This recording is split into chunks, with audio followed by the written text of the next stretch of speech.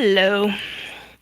I did a delay this time as to saying hello to everybody because I had problems last week with it. Hello. Welcome to Restore Belief with Nikki. I am Nick Jacobs.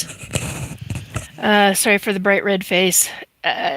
Shower, but I got soap in eyes, so of course I got bloodshot eyes now. Isn't that fun? Anyway, welcome to Restore Belief with Nikki. I am Nikki Jacobs. I am a psychic medium. Hey! I'm really glad you're here, Para. Thank you. It's not, you're showing up down below, but it's not showing that you're in up there. Oh, that's interesting. Anyway, woohoo, I'm first. Yes, you are, dear. um, so this is Restore Belief with Nikki. I am Nikki Jacobs. I'm a psychic medium, a lifelong ET abductee, a participant in the GATE program, which is one part was legitimate, the other half of it was not, and the other half was not. The legitimate part was used as a cover story. Then there was a legitimate section that didn't have anything to do with this whole cover story BS. And so because I was put into that, I went into ended up chosen to be in the nefarious side of the GATE program, which led into MK Ultra torture techniques on me at 8 years old, which led into being a forced participant in my labs, military laboratories. Hey, little Cam. Which led into teaching and training techniques to become a SSP pilot. And the funny thing is that I was known for carrying around a little ditty bag filled with Hershey's chocolates. Because they were, the little ditty bag was little things that were from home. And of course, back then, in my time, they were not in these kind of wrappers. They were in the little pieces of aluminum foil wrapped with paper and the Hershey's logo. Anyway, the reason why I'm showing this now is because I'm gonna be taking a little piece of it later because I've had a few little health problems and a couple of little unexpected triggers and that fun. So. And the hormones are running wild again. So I got everything running together. So I am here to talk about extraterrestrials, and I got to write this down because I didn't get it written down into my note. So ETs and humans. Can humans get along with extraterrestrials? That is the question. And can we get along with them on Earth? And can we get along with them out in space? I thought that was a McDonald's menu. Hello, how you doing? Okay, I gotta put my glasses on because the light is just hitting me in just the wrong spot. Oh my god, what did I do with my glasses? There you are. Okay, sorry folks. I don't always wear these, but okay, there we go. Thought that was, what the heck was your name? Sam? Oh, Samina. Samina. As in Sam, the Samina I know? Hang on. Ultra B. Ultra B. Hello, Ultra B. How you doing?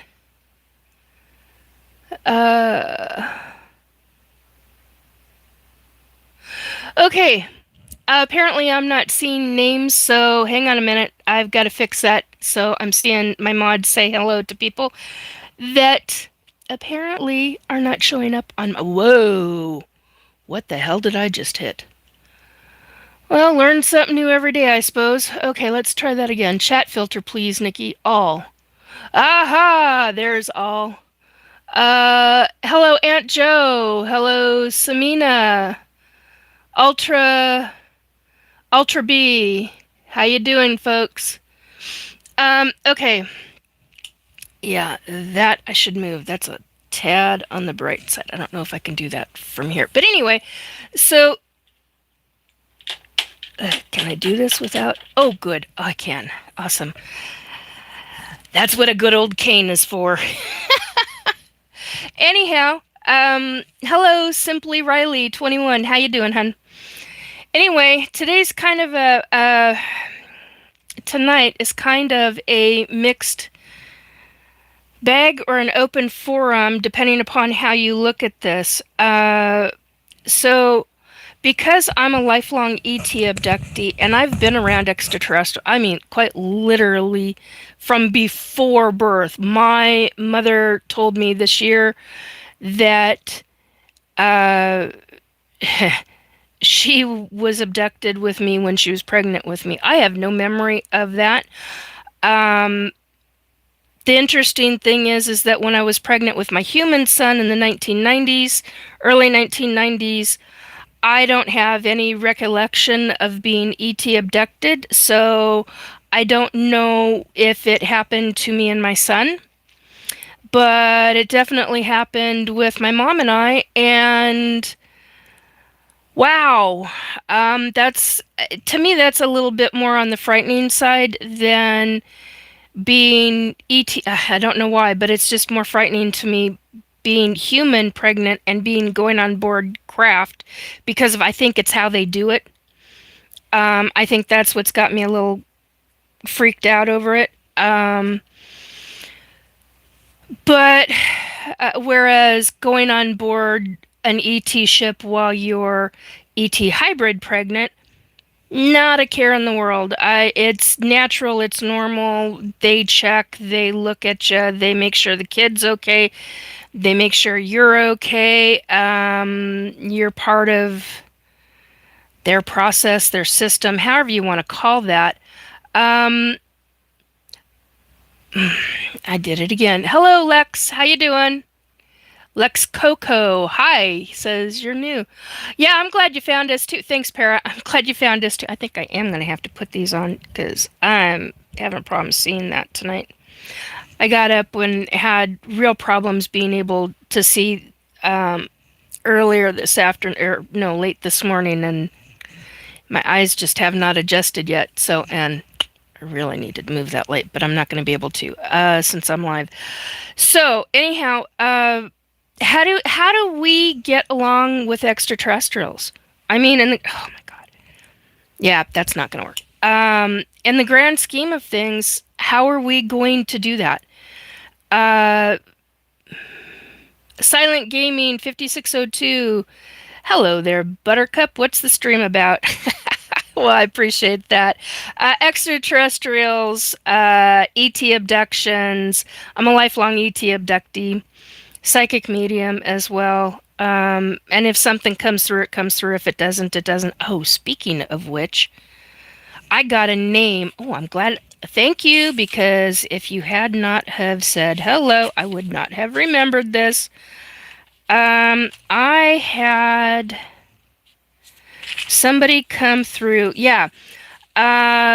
Okay, so I was given the name Cheryl, Cheryl, and then a question mark with the last name of Williams. And the reason why I say a question mark is because I heard Will, and then I didn't hear the M's, I-am-I-I-A-M-S, but I was shown an individual that I have known for 35, 38 years, and the person's last name is Williams, and I went, oh, well, then I got shown how they wanted the name Cheryl to be spelled, Sheryl. Was in bold letters right in front of my eyes. I was like, okay, I got the point. So I don't know if that's somebody on the other side or if it's suppose it was a female that was saying it to me. That was not my guides. It was a spirit. And I don't know if that spirit was named Cheryl Williams or if they're trying to get a message to Cheryl Williams. But anyway, there's the information.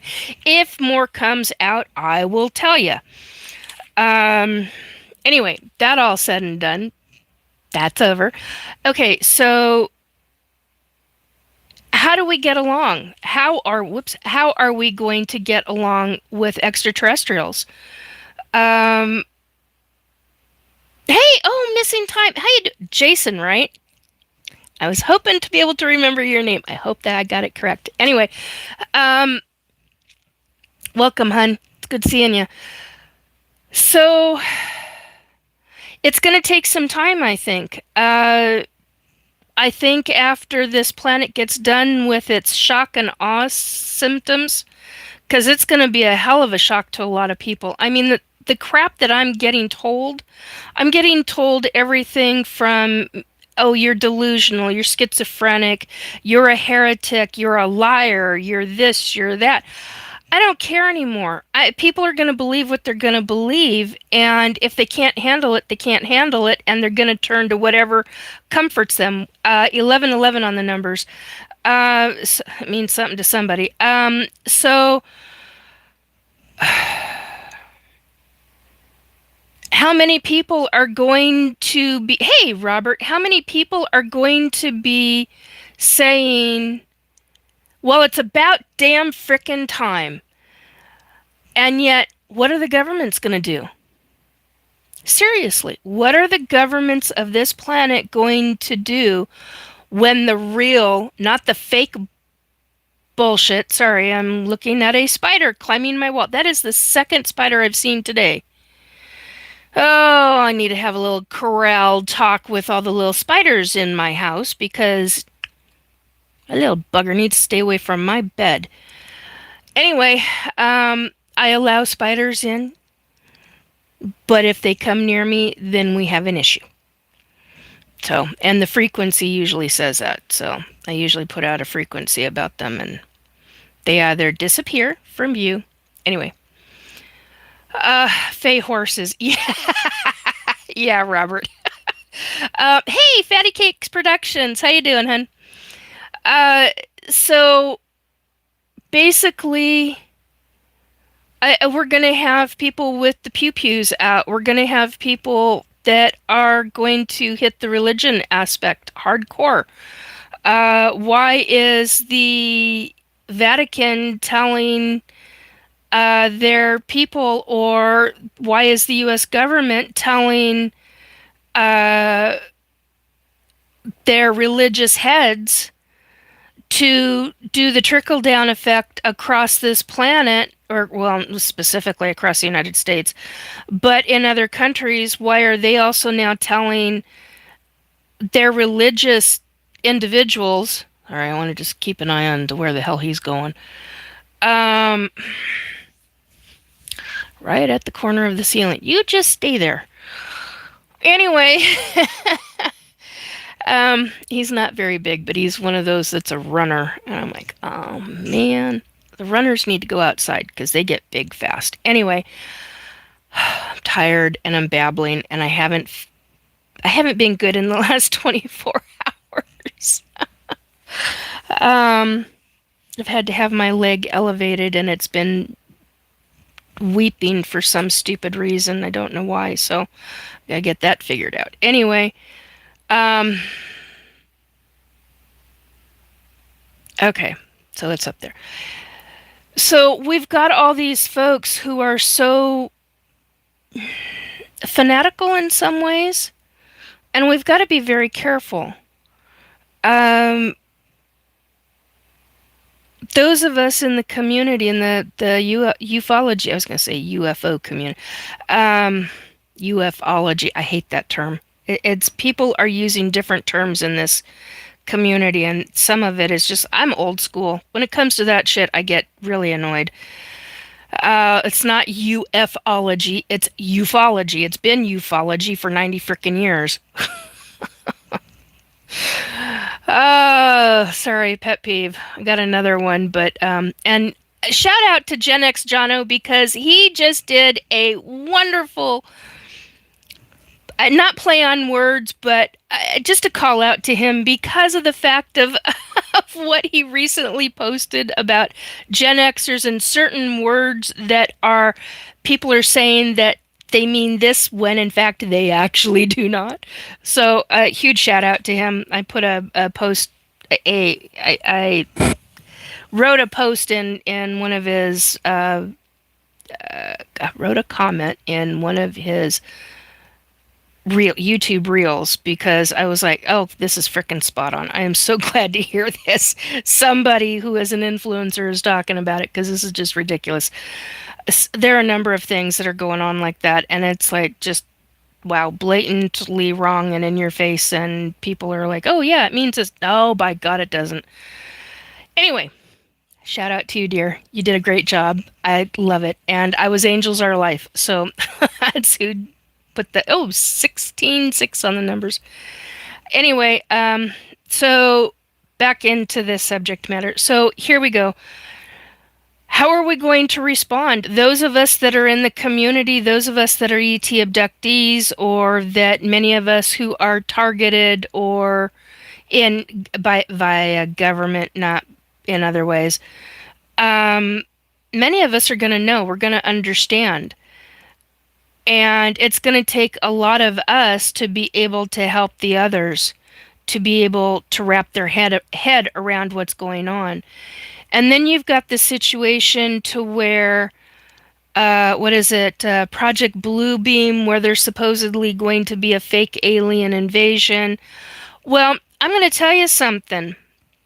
And I've talked about this before, and Robert, who is Battleliner in the chat, has talked about this publicly before. He has seen when he was astral traveling many years ago, many, which means it's in the last, what was it, Robert? The last 4 to 7 years, I think.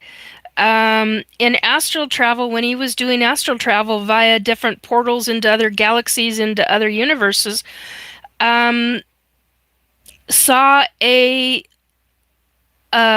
flotilla. It's not a flotilla, Robert. What the hell? Armada. There we go. An armada of extraterrestrial ships and people getting ready. Yeah, coming. They're coming. Yeah, they are. A matter of fact, I've been hearing different psychic mediums talk about it recently. Hello, Paul Carlisle. How you doing? Hey, Sandra. How you doing, sweetie?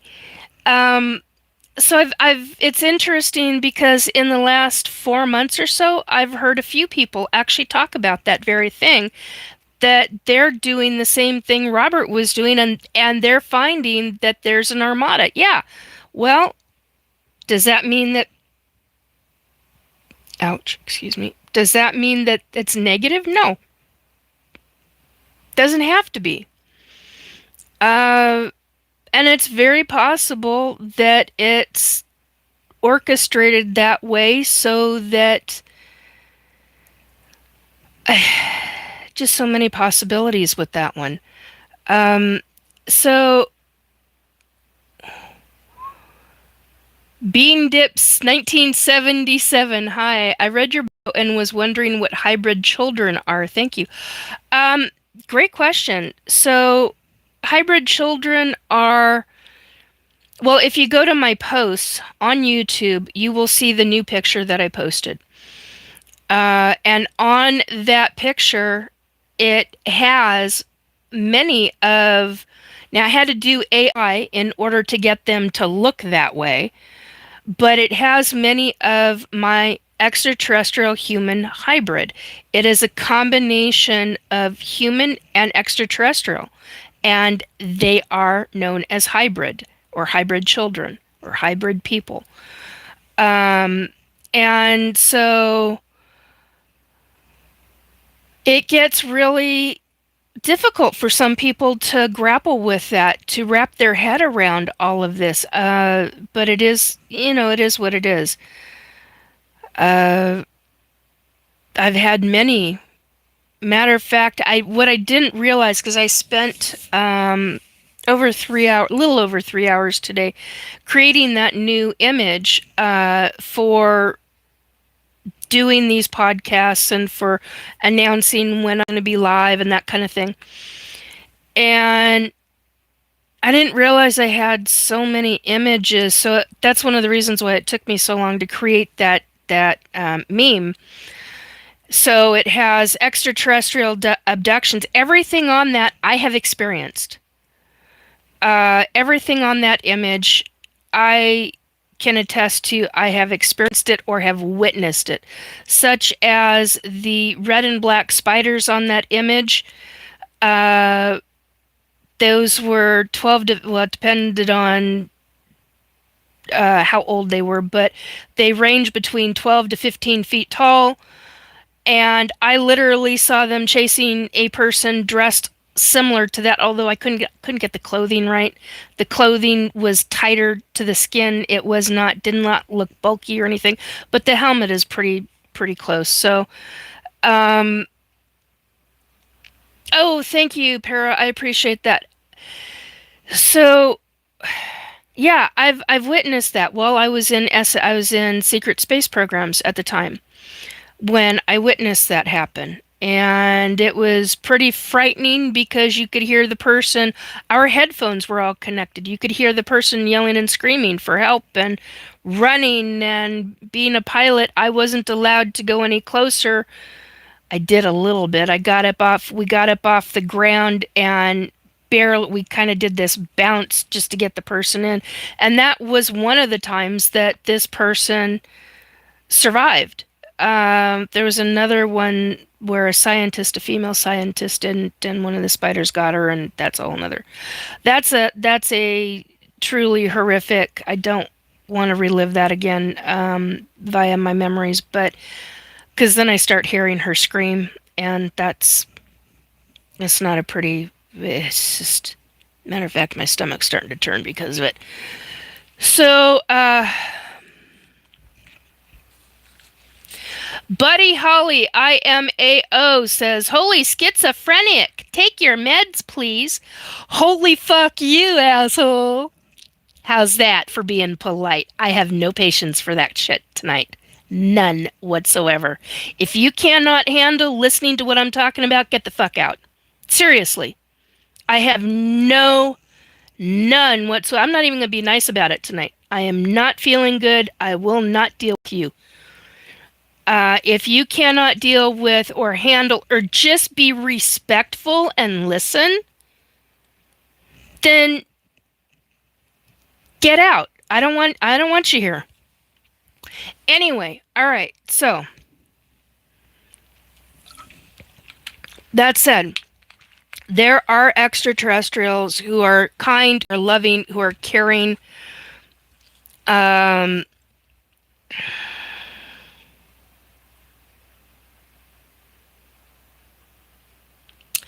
Okay, Fatty Cakes, that's a really good, and thank you, Para. I literally do not have the patience for that shit tonight. Normally, you guys know that normally I just let it roll. To roll right off the back and out. I don't give two shits tonight. So, I will have a mouth on me.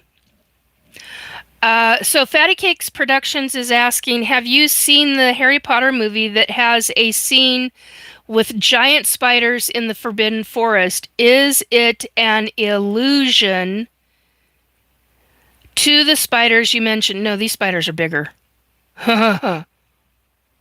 These spiders are bigger.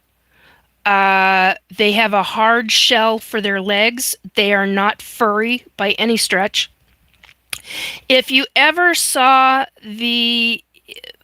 I don't remember which one it is.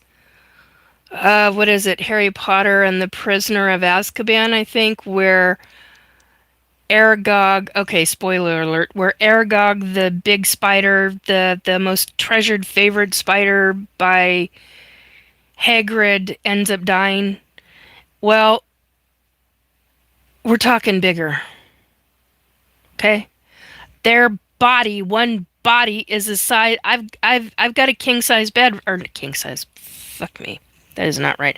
I've got a queen size bed. No, full size. I've got a full size bed sitting here in front of me, and the body of one of those spiders is about that big. That will, 10/10 on the numbers. Thank you, folks. Think dark. Robert says, think dark crystal bugs. Yeah, kinda. Yeah, so it gets really, those specific Yeah, in the Harry Potter movie, no, they wouldn't even begin to do these things justice. Not by any stretch of the imagination. The legs are hard cased, they're hard shell, they are not soft. They're running on a planet that does not have oxygen. We were wearing, oh my God, not gas masks, Nikki. We were wearing helmets that had, it's kind of like an ET type of, it's like a combination between ET and human bodysuit. So there were monitors in the clothing and it kept everything airtight, and you wore gloves that were really tight around the hands. um, and you didn't wear oxygen. I do not remember wearing oxygen packs. I just remember there's some kind of a certain amount of oxygen in the bodysuit. It also monitored your heart rate. It monitored. It's a lot like the suits that some of the extraterrestrials in the hybridization program put their uh, abductees in after they get on board a ship. Not all ET hybridization people do that for abductees. So sometimes you're walking around either in the clothing you got on board with, or you're walking around butt ass freaking naked. Or you're walking around in the ET clothing, which is it's a form of a bodysuit. It has uh, it monitors everything. It monitors your heart rate, your breathing, your aspirations, your the air intake, your consciousness. I mean, it monitors everything. So those suits are real similar to the ones in SSP, but not quite. 1111 on the numbers. Anyway, so yeah, when you're running, you're completely geared up, but it's lightweight. It's not like the stuff that you see our astronauts with NASA or SpaceX or anything like that wear. It's nothing like that. This is completely different. You are not wearing anything that cumbersome. But my question tonight really is, can ETs and humans get along with each other when they finally show up? Can we work in some kind of eventual harmony? Or is it going to be uh, an all-time battle? Somebody's trying to connect with me right now, speaking of which. Oh, if I'm doing that, I'm drinking some Coca-Cola because my stomach's not going to handle this tonight. All right, just a minute, guys. I get the Coca-Cola out. I've had stomach issues, and I don't typically drink Coca-Cola unless my stomach's had problems, and last night was a major deal, so we got to do that. And thank you, Mom, for my mug. I love my mug. This is an awesome mug. Anyway, I believe she got it back in the old day of when Hallmark was still had cards and selling cards and stuff. I think she got it at Hallmark. Anyway, it's one of my treasured mugs. Um, so anyhow, it's got little, little cutesy stuff on it. Little cherubs. So, whoops. Is that? No, there's nothing on there that's indecent. So, those are belly buttons. Anyway. Yeah, it cleans battery terminals, as well as toilets and a bunch of other things. Yeah, I know what Coca-Cola does to the body. Trust me, I know. This is why I drink my tea or my seltzer, but when you got an upset stomach and somebody trying to connect to you and you know it's not a good combo. Okay,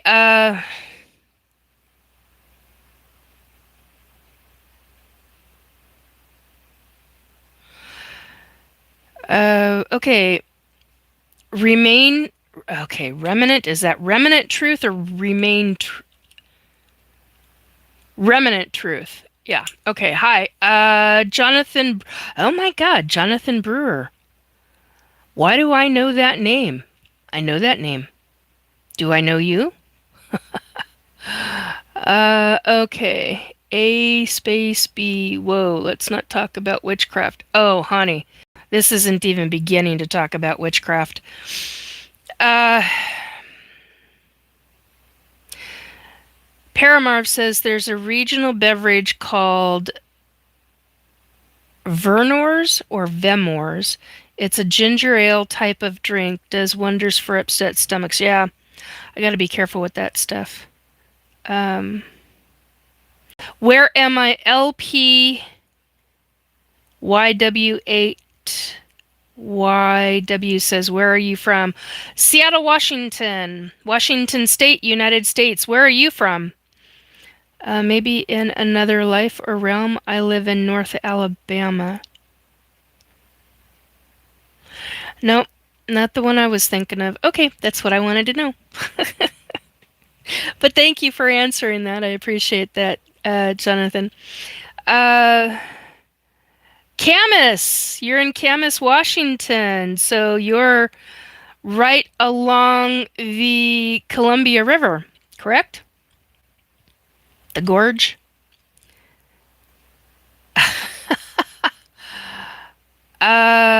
Harvard. Is that Harvard? Can't tell. My glasses aren't. Harvard grad top class 1992. So sexy. Thank you. Yeah. Okay. You are. So, yeah. I've got friends in that area. Well, I've got a few friends in that area between. And Camas is really a rather interesting small town, but man, you get up in yeah, it's Sasquatch in that area and a bunch of others, yeah, cryptids and mushroom pickers. I remember a number of mushroom pickers from thank you.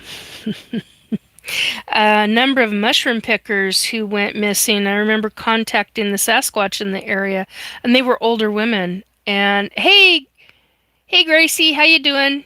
Gracie 412 N1W. Hi. Um, yeah, they went missing, and I had this really weird feeling about it, and I contacted the Sasquatch in the area, and I said, "Hey, get a message to the ones in this domain, and see if you can help this one specific older lady. She was in her early 70s and grandmother of numerous grandchildren and lots of children of her own and a lot of family were looking for her. And I was just like, I just got a weird feeling about this. And so I just contacted them and she was eventually found about 4 days later talking about hearing, she was following certain sounds. And I went, yeah, that's probably how they did it. If it was them. I don't know. I never checked back, but so yeah, there's a lot of lovely stuff down there. You got a lot of parasailing down along the gorge and on the parasailing on the river and kayak. Oh, well, you gotta be careful with the kayaking, but a lot of water sports and stuff if I remember right. Anyway, I'm babbling. You love mushroom picking? Yeah, yeah. I haven't done that. I can't remember the last time I did that. I think probably when I was 6 or 7 with my great aunts and uncles over by Icicle Creek, by Wenatchee. Over by Wenatchee, we do a lot of camping over in the Wenatchee area of Washington State. Anyway, I'm babbling. See, it's been a long 24 hours for me, so this is kind of how I am, and um, yeah, and I don't have a filter on me tonight when it comes to people being rude. I don't. And I don't care if I get all kinds of shit for it. So it is how it is. Uh,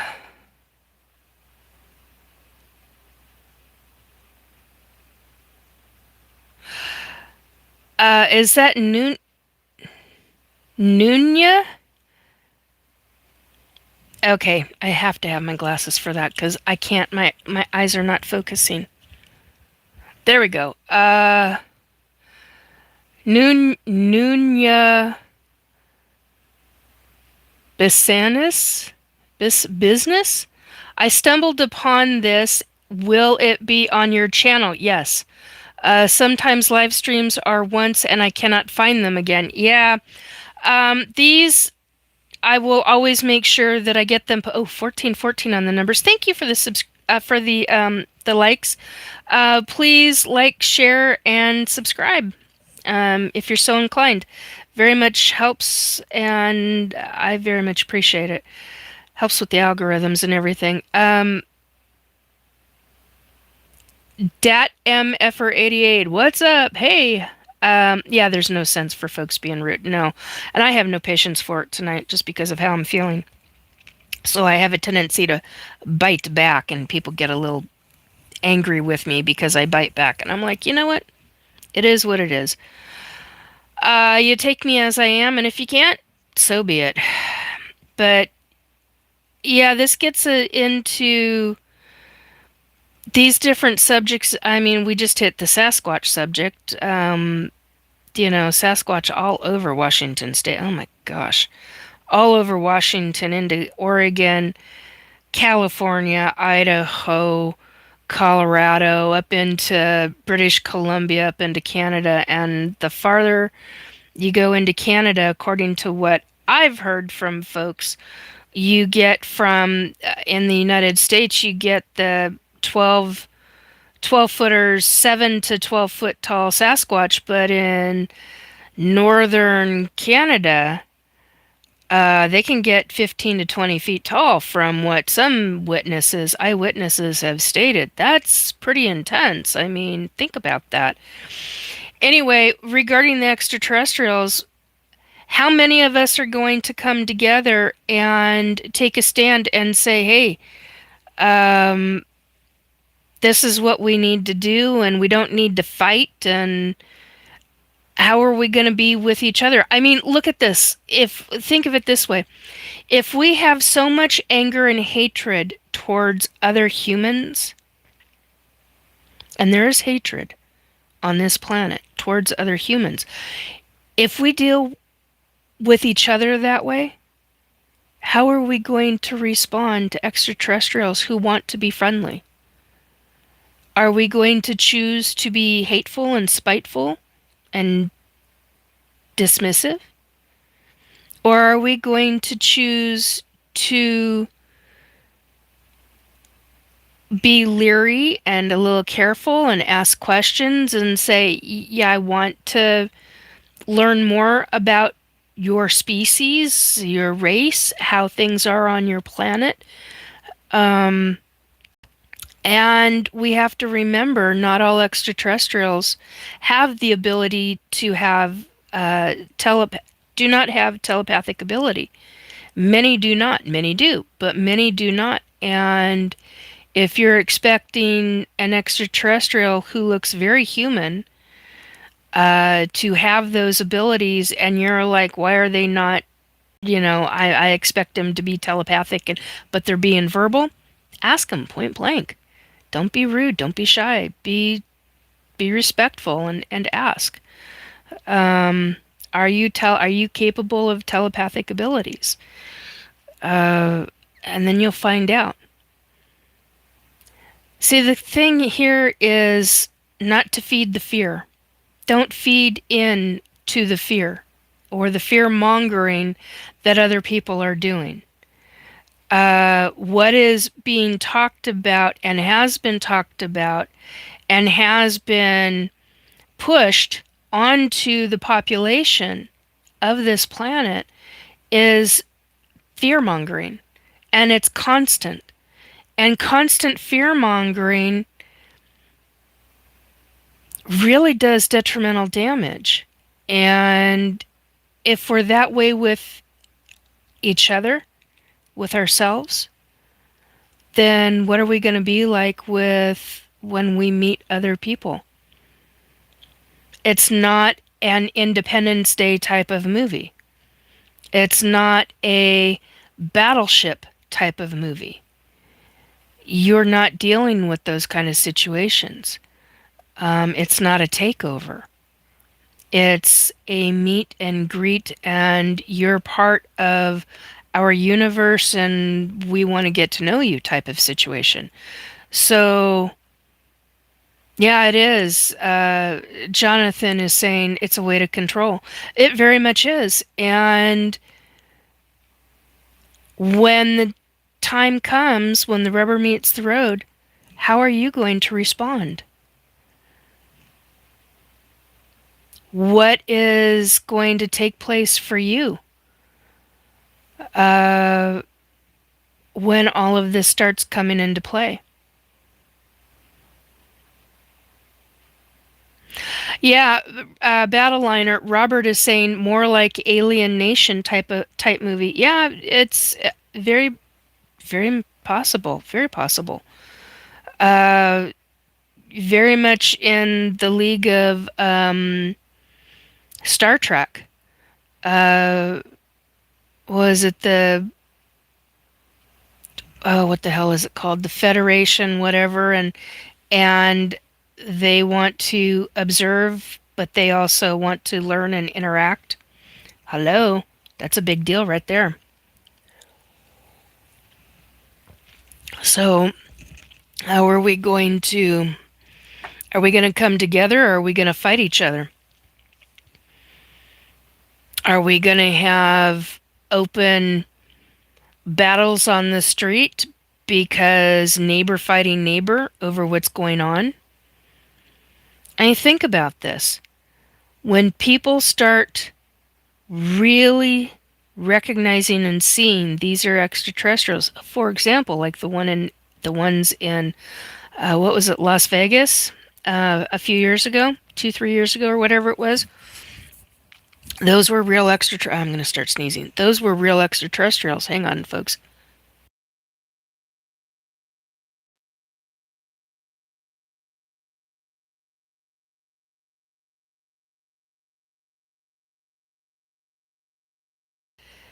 Okay, well, I guess my eyes are just going to water instead of me sneezing. Yeah, Robert says depends on their pon far year. Yeah, that's exactly it, Robert. Oh my god. Okay, well, apparently it's just be eye watering now. Thank you, Jonathan. I feel like it's still coming on. It's gonna sneeze. Anyway, so I wanted to talk tonight just about that and oh and a friend of mine had asked very publicly on one of my episodes what was the movie list, if we had come up with a movie list, and Robert and I kind of put our heads together on Wednesday after we did the 2023. Thank you, Paramarv.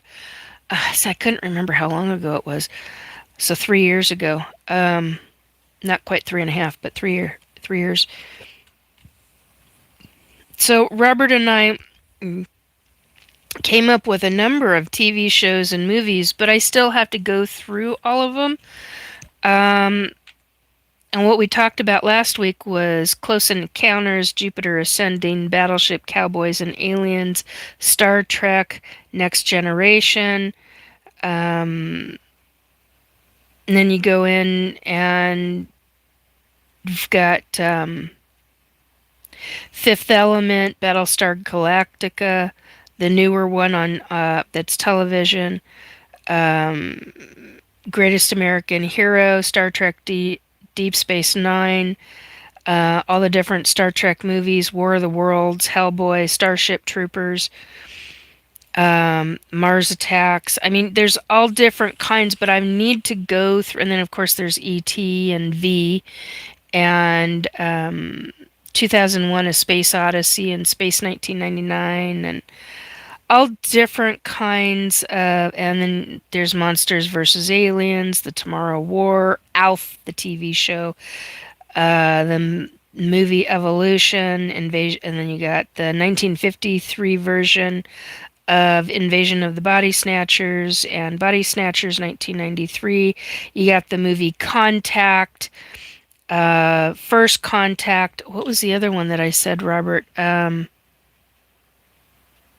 1980s movie, and I cannot think of the actor's name. He goes on to play so many different roles.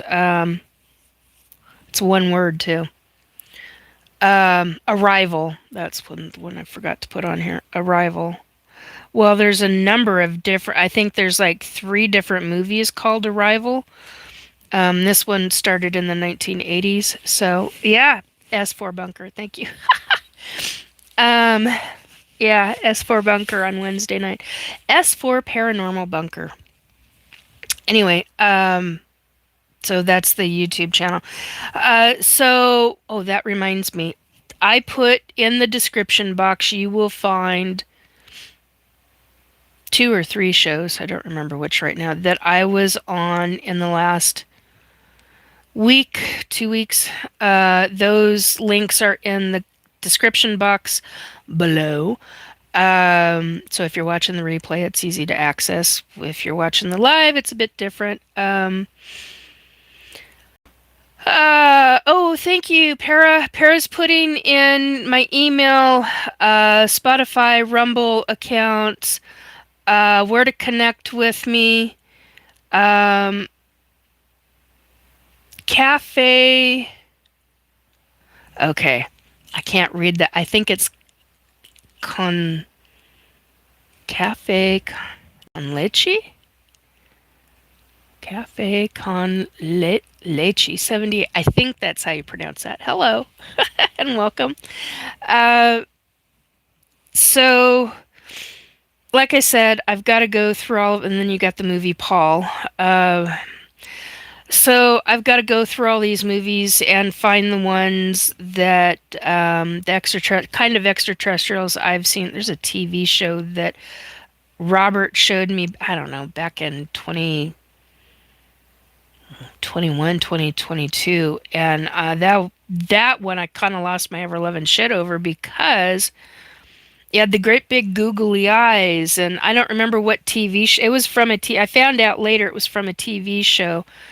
And those were the ones that I saw when my mom and I were abducted off of I-5 in the little green van and you'll see that in the image that I created using AI, and it's on the post. If you go back into my YouTube posts area, the section that says posts, and scroll down, you will see a new image, and that image I created today. And in that image, you will see a green van on a road surrounded by a forest and an ET ship overhead with light coming down. Well, I experienced that. I was 5 years old. My mom was the driver, and that thing we were picked right up right in the van, frozen to the spots that we were sitting in. My mom's knuckles went stark white. She had a death grip on the steering wheel, and her foot was stuck on the pedal because we were in the process of going up a hill on I-5 into the mountains of between southern Oregon and northern California, into the Sierras, and we were picked up right off of I-5. So yeah, you get yeah, you're welcome, hon. You get stuff like that going on. I was 5 years old at that time. 4 years old was that ET abduction when I saw the Butterfly Nebula, which is why there's a Butterfly Nebula image, or not an exact image, but a AI created image that I had created for me, just under my own picture on that post. And that's because that's my 4-year-old, my very favorite memory where I got to look out into space, and I was so awestruck at 4 years old, going, "I want to touch it." And I don't talk about that very often, but I did. I wanted to reach out. I wanted to touch it. I wanted to understand what that was, and I got told it was "quote unquote" the Infinity Galaxy. Well, I've since copywritten that terminology, the Infinity Galaxy, and so yeah, you when you're dealing with ETs your entire life, and then when you're dealing with ETs who are part of a global government deep space program, and I do mean it's a deep frickin' cover up. I mean, you think that the U.S. government is just now opening up and talking about and showing what's taking place? Just wait. Just wait a couple more years, because we're going to delve into a whole lot more, and a whole lot more is going to be talked about.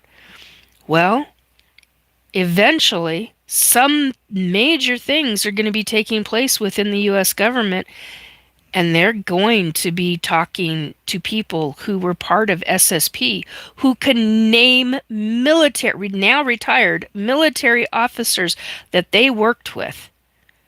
They will name them in skiffs, in enclosed skiff rooms with senators and representatives and in Congress. So it's it's a big freaking deal what's in the process of coming. But do you understand how much government, U.S. government, actually has to change for that to happen? Um, it's quite the conundrum that's going to be shifting, and things have to get extremely uncomfortable. Um,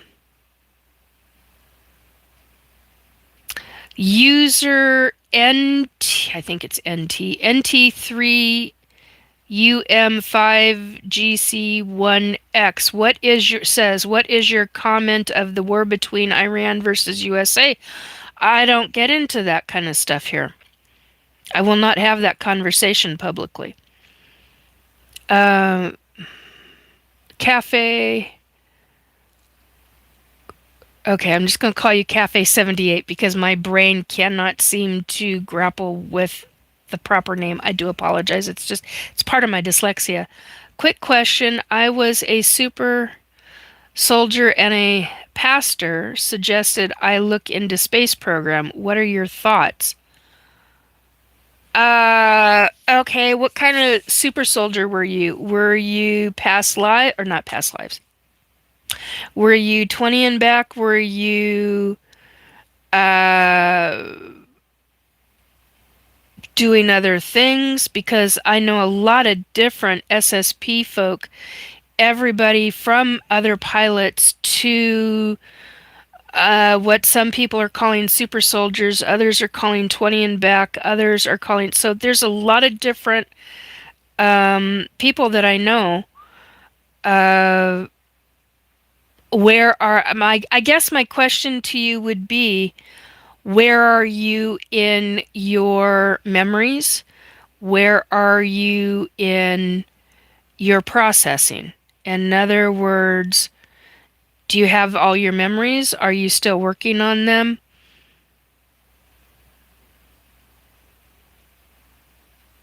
You get bleed through.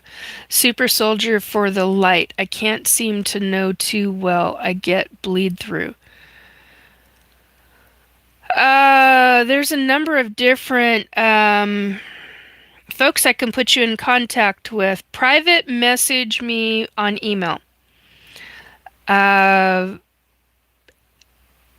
Restore Belief 2022 at gmail.com. There's a couple of groups. There's what do you mean for the light? You see planets and spaceships. See, there's a different kind of thing with what you're talking about versus the ones that I know. So thank you, Para. Um, and what kind of planets and spaceships are you seeing? Are they memories or are you being triggered? I mean, there's all different kinds of situations of that nature. Uh, oh, that's interesting. Okay. Oh, brother. Thank you, Para. Um, it's probably a good thing my vision is not the greatest right now because if I had seen that, yeah, I would not have been nice. So thank you, Para.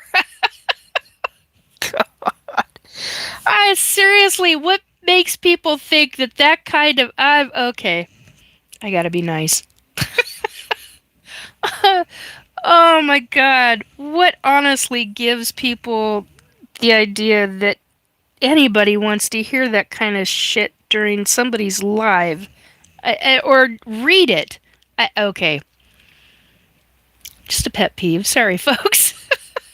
Cafe. There's a lot going on, and we'll send you an email. A lot of dreams about meetings. Yeah, yeah. Some SSP folks, when they're just beginning, that's kind of how I had mine. And I haven't done uh hypnosis regression sessions. My memories are I call them all natural.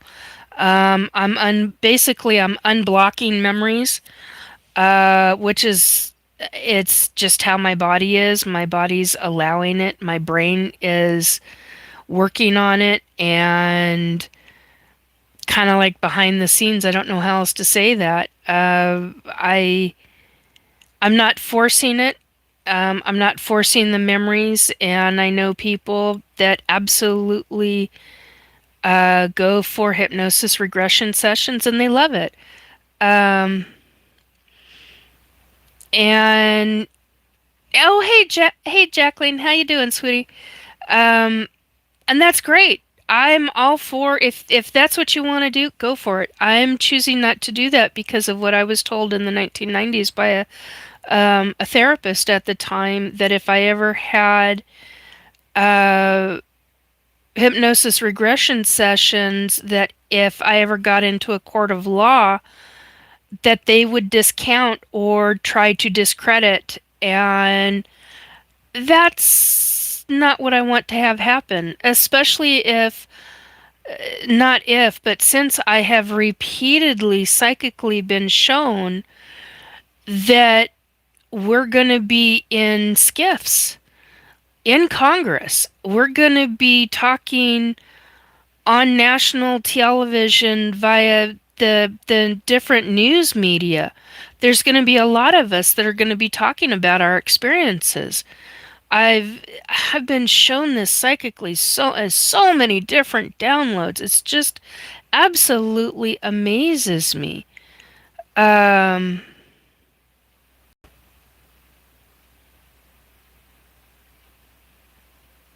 thank you.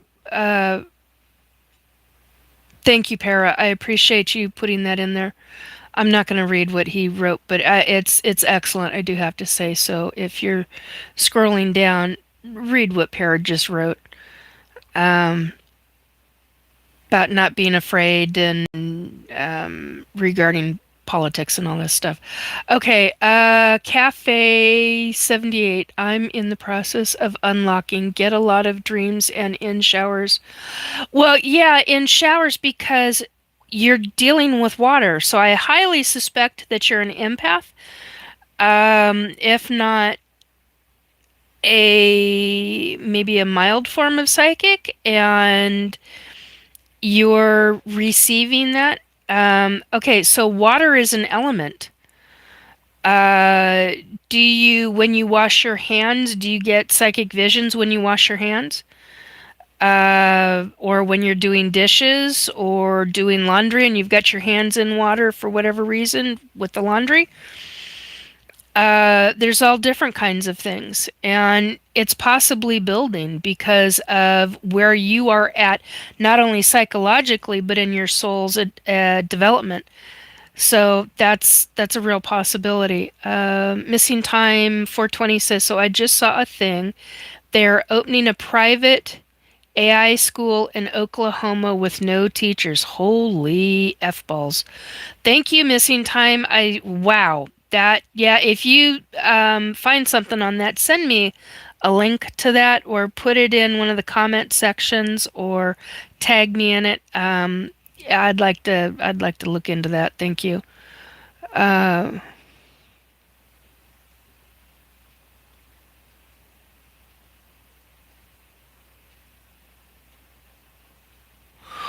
Thank you, Little Cam. I am reading that. Thank you. Once we enter the age of sleeping phoenix. Thank you. I appreciate that. Um,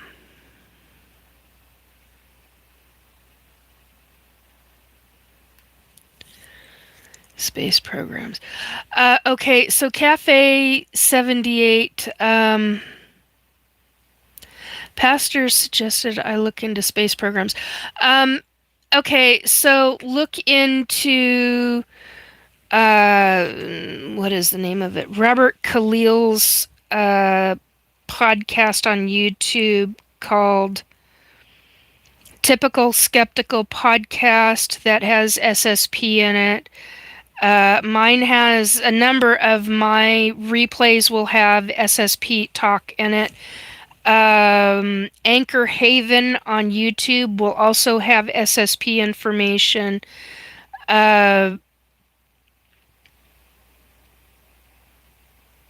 Oh gosh. There's a lot of Amisha Johnston. She'll have different information. She knows quite extensively about that kind of stuff. There's a number of them, and I can't think of. I'm having a hard time calling all the different ones up to my head. Super Soldier Talk and Super Soldier Talk 2, the number 2. One is with Super Soldier Talk is with a gentleman who is now deceased, Jake Rink. Ouch, ouch, ouch. Super Soldier Talk 2 is done by, oh my god, I was just interviewed by him last week. Or the week before, no, week before last. I can't think of his name. Oh my god, my dear, I am so sorry. I cannot think of your name. I got a brain fart going.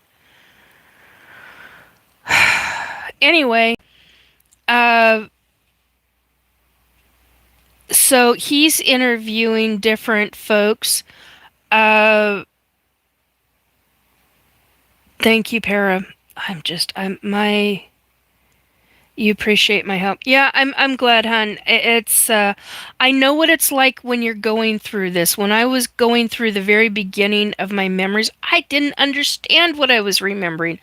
I felt like they were dreams, and I knew damn well they were memories because dreams, 18 on the numbers, dreams feel different than memories. They really feel different.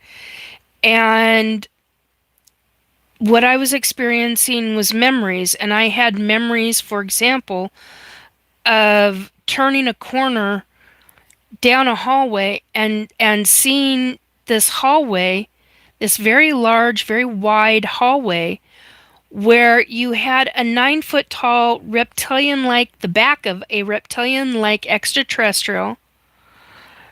Walking to the left of him was a human man in military uniform. And the man had dark brown with kind of like black in it. Some kind of, not regular black, not black, but just, it was brown and dark brown and bits of black in it. And so then I've got other memories of walking down a similar hallway with two humans which I don't talk about this one very often, if at all. With two humans, they're headed in the same direction I am. They're quite a distance away from me. And there's an extraterrestrial that's about to. You could hear, it was through telepathic communication, but you can hear them. It was strange because I remember thinking, why am I able to hear them? It made no sense to me. Um, and yet I can't see the extraterrestrial's head, but I can see part of the body. And then it's like that vision, to this day, that vision cuts off. I don't understand that. Uh, then I had memories of um,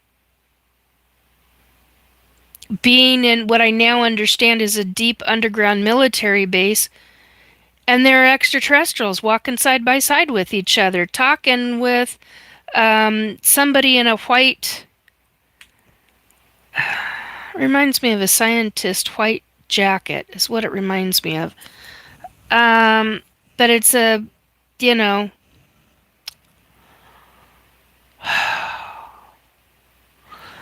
sleeves came down to here, or here. Anyway, they came down to here. They had their arms out, so it was pulling on the sleeve. It was white. I don't know what color. Oh, blue. Some kind of blue underneath. I don't remember the pants. I don't remember the footwear. I just remember them walking with extraterrestrials. I remember tall grays down that hallway. There are times where I remember uh, reptilian-like or reptilian-esque extraterrestrials.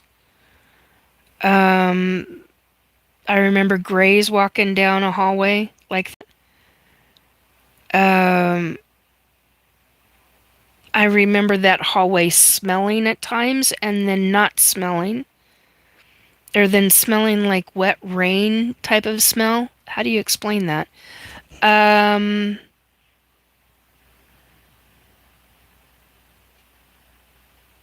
oh, hey, Kathy Doherty. When was the last time you were Oh, that's a good question. When was the last time I was taken? 2-3 weeks ago. Robert, when did I put that? If you're still in chat, when did I put that message in the S4 bunker? I think it must have been about 3 weeks ago. It wasn't 2. I had a weird situation, and my entire body, I woke up and I was like, oh, something's wrong. Something's like really wrong with my body. And I remember getting up or sitting up on bed, and I went to stand. I had my legs over the bed, and I went to stand up, and I was like, I've been abducted. Something is effed up. What happened to me? And I could feel that my body, but I didn't have any memory of it, but I had missing time. And it was one of those situations to where I was like, you have body memory, cell memory, and muscle memory. And your body, when you're yeah, is there a dry rain? That's kind of, I don't know what else to call it, Para. Yeah, about 3 weeks ago. Thank you, Robert. And so when you've been abducted your entire life and you really start registering what it's like when you've been brought back, I know that so I'm extremely sensitive to barometer pressure, and like really freaking sensitive to it. So if there's a shift or there's a change, and I think one of those reasons that I'm so sensitive to it is because of being an ET abductee. But yet when you look at ADHD, AUDHD, and forms of the autism spectrum, some people would say I would be falling into those classes. Well, the way I don't look at it like that, the way I look at it is because I have adjusted to the sensations from The time I was in my mother's womb, it makes sense to me that I recognize the different pressurizations on board ship. And it really makes sense with me. But yet you go to talk to somebody who goes to classify and diagnose somebody with dyslexia or autism or those kind of situations, they're going to come out and say, no, it's this, it's this, it's this. Well, there are other potential possibilities. It's just that our scientists won't look into it. And that is extremely frustrating. Okay, hang on a minute. I got to swig of some of this.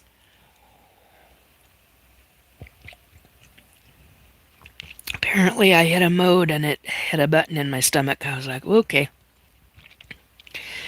So,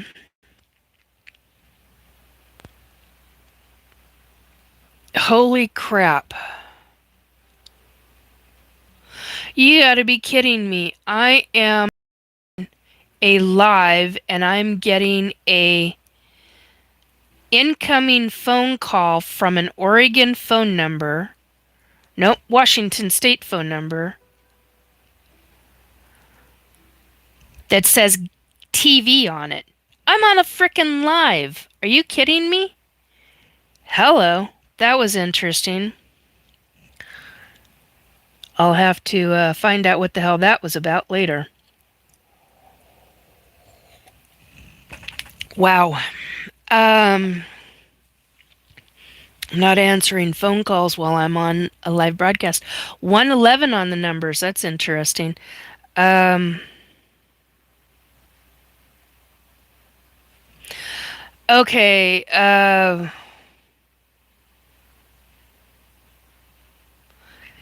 Hippie girl. Hello, hippie girl. Hippie girl says, thank you again for continuing to expose all of them and trying to explain everything you have been going through. Oh yeah, you're very welcome, sweetie. Don't worry. I'm glad to be able to do that. The reason I'm doing this, good evening, Miss Nikki. How are you today? I'm very out of it today. But I'm here. I'm here and I'm trying to do this. But and Robert says halogen gas could be considered a dry rain. Paramarv says, "Oh, okay. That's a good point. That's what that halon fire suppression is, I believe." Robert says, "Oh, spam callers did that Thursday at 4:40 p.m. during the S4. Oh, that's fun. Oh, that also explains why you. Okay, now I understand." Anyway, yeah, I don't know if this was spam, but I've never seen that kind of a phone number before, and that specific kind of title of a television station or whatever the hell that was. Anyway,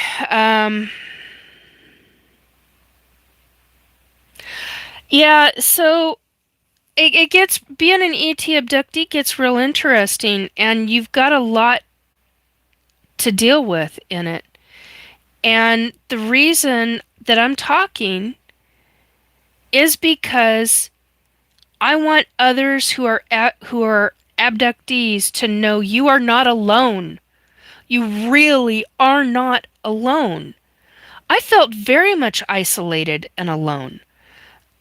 Even though I knew I wasn't, I knew, and quite honestly, if it had not have been for Lee Strauss, he actually walked me through I had just come out of a meeting. I had just had a doctor's appointment, and then there was a meeting after that, and I had just come out of a meeting, and because of the meeting, I was going through flashbacks. I called Lee. I said, I'm so sorry. I texted him. I said, Ken, do you have a moment to talk? I need to, I don't understand something, and I'm trying to understand. And he's like, yeah, give me about 20 minutes and or thereabouts, and call me. And waited that amount of time, and it worked out in my schedule, and I called him, and he helped walk me through different things. I mean, it's a huge, I give him a gigantic hug, because there were people that were the beginning of how to deal with this. And I know what that's like. It's not easy. Then there were others that I'm so appreciative of being around, that were very, I mean, and Lee's very science oriented too. Um, but then I was around, for a very, very short amount of time, David Mason, and he's, oh, forgive me, Dave, if I misspeak. I cannot remember. It's astronomy, astronomer. But he a professional. I mean, retired and not so retired, and now doing TV shows and stuff like that. And the what, two or three times that I was around him with the night vision stuff and doing the, I mean, I'm one like, okay, what's that? I don't understand. And if he hadn't have had his goggles, the kind that he had purchased and then reworked and made drastically better, um, I I didn't have to ask him, oh my God, what is that? What's this? What's that? Oh my God, because the little kid in me was coming out. Had these night vision goggles on my head, and I'm just like going, oh my God, look at that. And then he had created goggles that had sound. I mean, you could you could aim it at a star and you could hear the sound in the night sky. It was incredible. It was absolutely incredible. And so what I found with my own experiences is that I needed folks like that, those who were experiencers in different ways, and those that were science oriented and science based, to go, hey, this is what this is. There's no guessing. There's no this. There's no that about it. There's no supposition of anything. It's like, okay, well, it's this specific star in the night sky. That's what it looks like. This is what it looks like when you have, what was it, infrared goggles, or I don't remember all this stuff that he had right now, but it was phenomenal. And that's a big deal. So you get through all of the big woo woo stuff, and you get into the science of things at the same time, and you have a better understanding. So I'm so appreciative of the different people that I was around. Uh,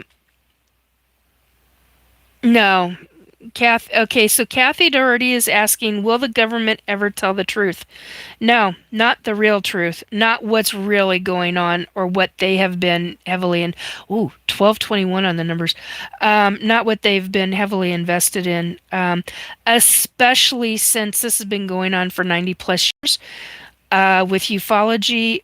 Then you've also got all the conglomerates that now hold massive amounts of patents on different things. And that gets into a whole different, I just realized this has fallen. That gets into a whole nother series of situations.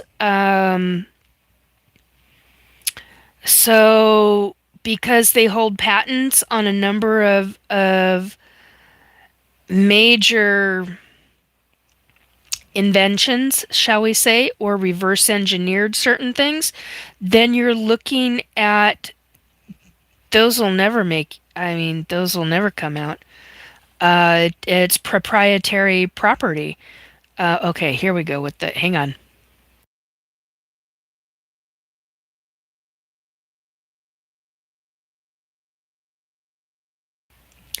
Been waiting for that for a while. Sorry. So it just becomes quite the ordeal in regarding government, but also regarding humans who want to know. We want to frickin' know what the hell has gone on. Well, many of us, what it's going to come down to is those of us who are experiencers and those of us who were part of the different programs without our permission. There were people who had permission, who gave their consent because they were adults in military or in CIA or in some section of government or sciences. They gave their permission. I, however, was an 8 frickin' year old child and did not give my permission one iota. My mother didn't give permission. Just because she signed a piece of paper saying that I could go into the GATE program and it was this, this, and this, does not mean giving consent to an entire freaking fucking program that went into a nefarious side section of government, and then you lead and train and torture those children and turn them into, whether it's a secret space program pilot like I was, or into some version of a super soldier or something else. That piece of paper with my mother's signature on it did not give permission to the U.S. government to do what they did to me. What on this planet makes that okay? All the attorneys out there, tell me, how is that legally binding? In a program that had no mention of anything that they were doing. How is that legally binding? Explain that to me. I am pissed. I am angry. I have every freaking right to be angry over that. What makes it okay for them, the U.S. government, where I was born and raised in Seattle, Washington? I was born in these United States. What makes it okay for the U.S. government to do this to children? And then into MK Ultra and other divisive techniques and methods to obtain exactly. And I got scopolamine. They screwed with me using scopolamine. What makes this okay? Is there a legal precedence for this? How many of us can come against the United States government against what we have been through? For what we have been through, I guess is the proper terminology for that. So there's a lot of things that go into this. And many of us are like, well, this is what happened to us. And no, I don't like it. Well, you can see I get angry over this. I have every freaking right to be angry over this. Humans should be angry over this kind of behavior from any government. They're stealing children and then returning them. They're stealing them, they're using them, they're torturing them, and then returning that child to in a, what is the terminology? What is it? Manchurian candidate bullshit? Are you freaking kidding me? This is not okay. Not by any fucking stretch of the imagination. And if you need to bleep that out, bleep it out. So be it. Listen, this is not okay what is happening to our children. There are legitimate aspects to GATE, but there's also sections to where there's the legitimate side and the nefarious side in the same classroom, and the legitimate side is being used as a cover story in order to access those children, in order to obtain and search for the ones that they're hunting for. And it's not just searching, they're hunting. They're hunting children. This is not okay, not acceptable, and it should be classed as a uh, across the planet as a crimes against children, crimes against humanity type of situation, because these children are put into some extremely horrific situations. The stories I have heard are beyond cry-worthy. I can't tell other people's stories. That's not my business. My business is telling you my experiences. Why use these children? I know why, but it's seriously effed up. It should not be taking place. And it still continues to this freaking day. What has happened to the how many loads of yellow school buses where those children that they've never been found and they were taken off and hauled off by the US government? Now that's a political arena situation. Going across the border situation, going across children and families in cages, and yet the children have mysteriously vanished? What the F? Where are those children now? They've never been found. I've never heard a story talking about them. Not once. Not in the behind-the-scenes media, not in the grand public media. And you know what I mean by, I mean very in your face, and all the main channels and the channels across the planet. I mean, all the different, nobody's ever talked about it. I've not come across anything on it. So what's happened to those children? Have they been put into service? Forced into service? Have they been tortured? Are they still alive? Are they the replacements for the SSP who have aged out? I mean, seriously, what's going on? What is taking place? Were they food and fodder for certain, the very, very rare kind of ET that do eat specific ways? They're very few, very far between, so, but they are out there. But that is not how a mass majority of ETs view children. They view children as sacred. What the hell? And you've got government that's pulling this shit? These are some very serious questions that need to be answered. This is why I'm talking about this. And if it means that I have to stand in front of a frickin' row of goddamn cameras, I'll do it. I'll shout it to the frickin' rooftops if I have to. This is not okay. I'm not okay with what okay. We hit a mode. I'm not okay with what happened to me. And I'm sure as hell not okay with what has happened to other kids. And the stories I have heard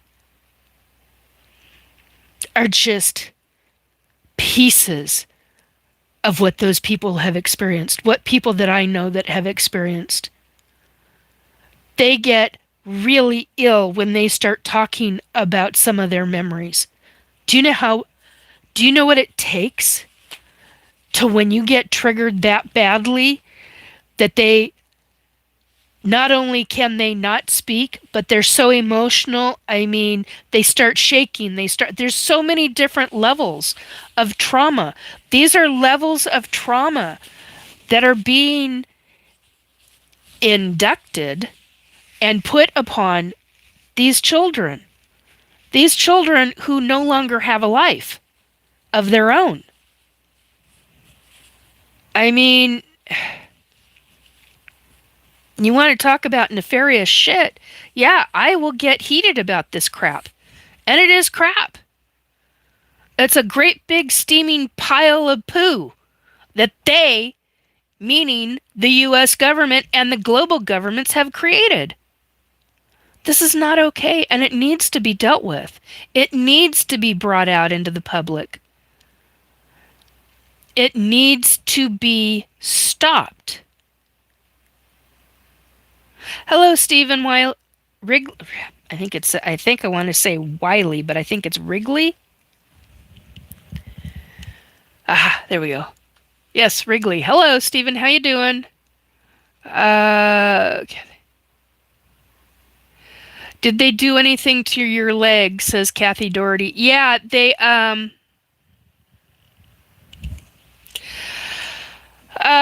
my knee, yeah. In 2019, when the Sasquatch, when I begged, well, I screamed. Actually, I did a psychic scream. At the, I think it was in April or May, and in June, because I got psychically told we were going to be abducted. My entire team was going to UFOI team was going to be abducted, and I got pissed, and I put out a psychic scream, and the Mount Baker Sasquatch clan, contacted me and said we will protect you, and they did. Only problem was they kept my feet on the ground. That was awesome. That was actually truly freaking awesome. But the problem was that the ETs put me in a time dilation bubble, and they did surgery on my knee. But regarding the leg that I'm having problems with today is my right leg, and it's weeping, and it got real swollen yesterday. It wasn't as bad as what it usually gets if it does get swollen, but it got really swollen yesterday, and then just a little dot peeked out, and all of a sudden damn thing starts weeping, and I'm like, well, at least it's not infection, it's not this, it's not that. Excuse me, my nose start running. So I'm just trying to figure out what the hell's going on with my leg, and it's not doing it anymore. So hopefully it'll be stopping. But anyway, my point is all this kind of stuff, this is not okay when it comes to extraterrestrials who are working with global governments.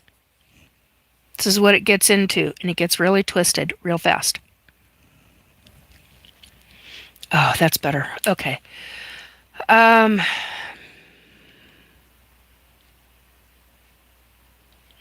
don't use those goggles to watch lightning, says Robert. Yeah, no kidding. Okay, so let's scroll back down.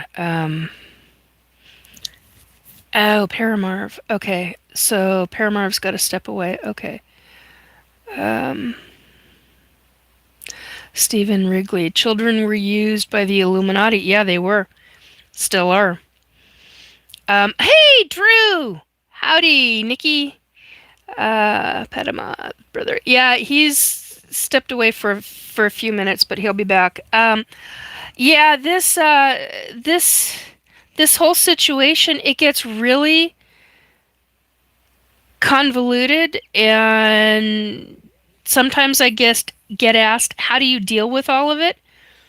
Bit by bit, piece by piece. You work on the memories that come through. You get through it as best as you possibly can, preferably with support people, or those that you trust enough to give that kind of support that you may need, or you find support groups. What else? There's options. You got to be careful when you talk to professional counselors, because and I agree that counselors are very necessary in this field. The problem is that in legitimate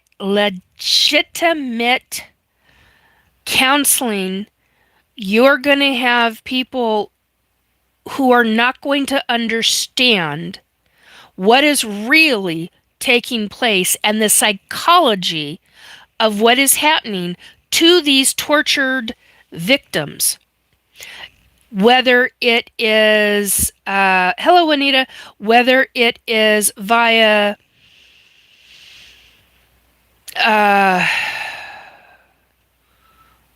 global government situation, or the government the country you're living in and their government, or whether it's like in my situation, was the GATE program, which led into MK Ultra torture techniques on a child, led into MyLabs, which led into SSP. So there are things in that. You gotta there are very, very specific things. So very specific torture techniques, very specific, and these counselors. So this is why I get so upset at when I see specific famous psychologists or psychiatrists starting to get into ufology. Why the F are you getting into it? Seriously. Is it because you want more money? You want more clicks? You want more likes? You want more money involved? I mean, you need to do your deep dive into the psychology and trauma, because it's not just ordinary trauma that you would be dealing with.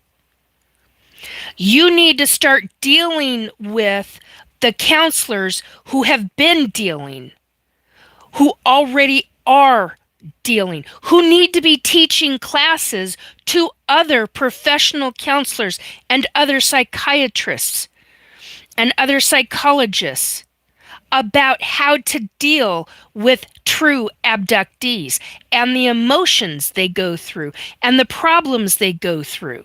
The real problems they go through, not what you think is imaginary and bullshit and it's all in this person's head. No. There's a defined line between somebody who is making shit up and a real experiencer. So there needs to be a whole new set of classes involved in teaching the professionals in how to cope and manage a patient who has been ET abducted, or a patient who has been ET abducted and is part of a hybridization program. And they're going through, say it's a female, and they're going through, oh my God, I've had something happen to my vajayjay. Yeah, we can't use certain words on publicly anymore, so that's what I'm going to call it. So I've had something happen to my vajayjay, and this is going on, and that's going on, and then you find out that there's medical documentation because, oh, they're pregnant one minute, and the pregnancy disappeared, and oh, by the way, that woman was celibate for 15 years. How the hell did she get pregnant? And then the doctors gaslight her. The medical community gaslights her and says, oh, you're lying, you had sex. No, these kind of situations are taking place. So a whole new framework needs to be dealt with within the medical community and needs to be dealt with the psychiatry and the psychology sections of medical and all it relates to. It gets very deeply involved in different things. Then when you get into the torture side, oh, and if it's a guy, it's a different ballgame, because they may take him either to, if a male is an ET abductee, it's a bit different with him to get the sperm from him so that they can then do the splicing and dicing on board ship. That may be a situation to where it can happen while he's in bed and his partner who's in bed with him has been completely knocked out and completely controlled by the extraterrestrials. And here he is having what he thinks is a really great wet dream. Well, that's because he's being master manipulated in his mind in the dream state, and that's how they're getting the ejaculate.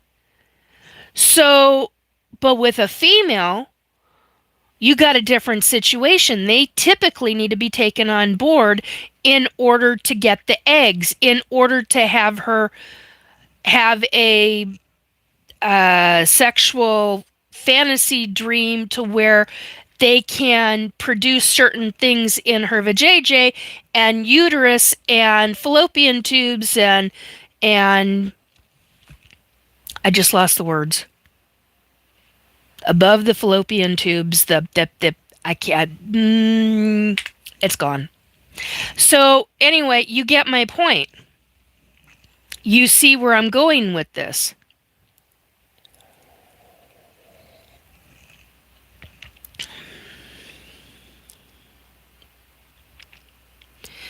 Eight middle Swati. This is where who need to be. Okay, I don't know what you're referring to.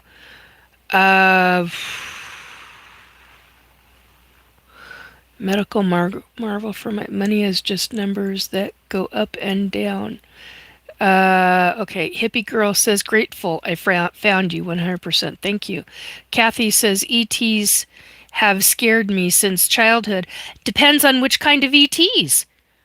What are you afraid? Which ones are you afraid of? There might be a very valid reason for that.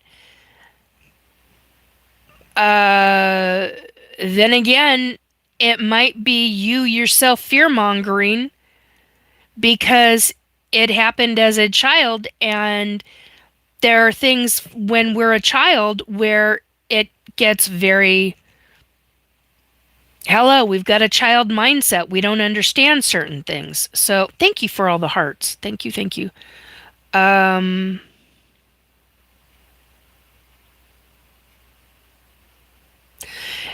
Andrew Gnome's Trucking Express says, I know somebody who was a gate child. They remember the metal box machines. Yeah, so do I.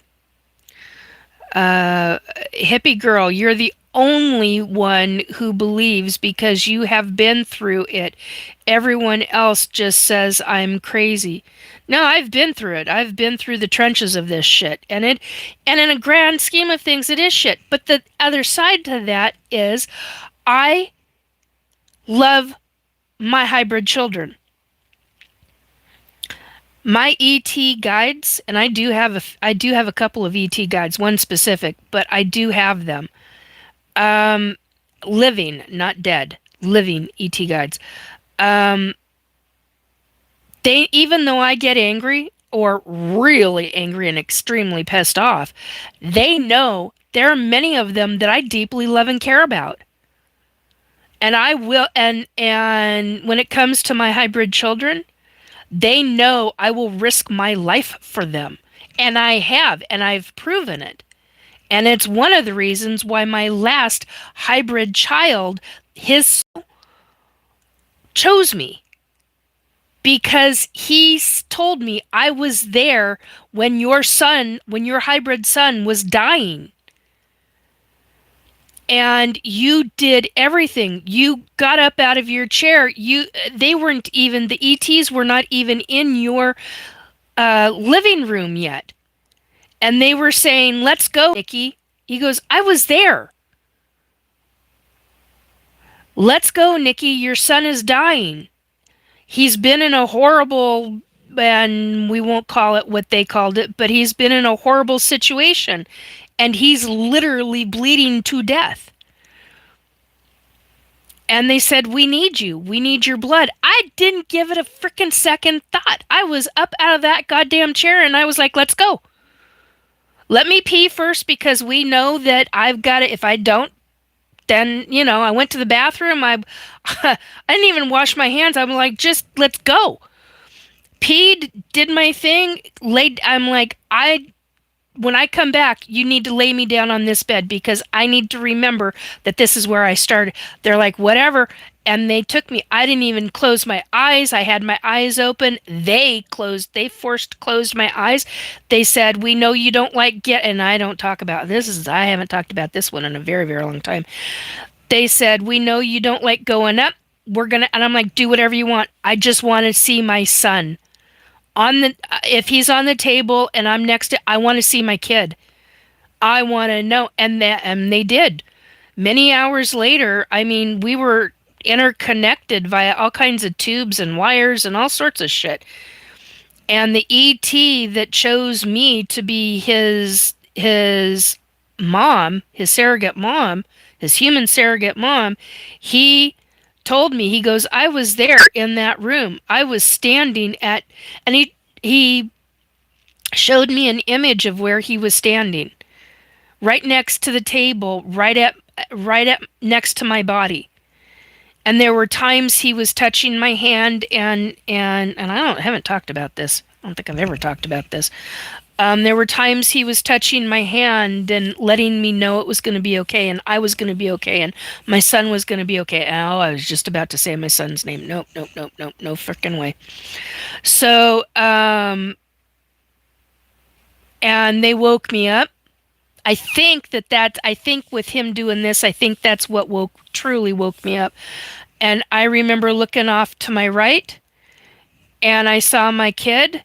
He in a physically adult body, and he. I just remember.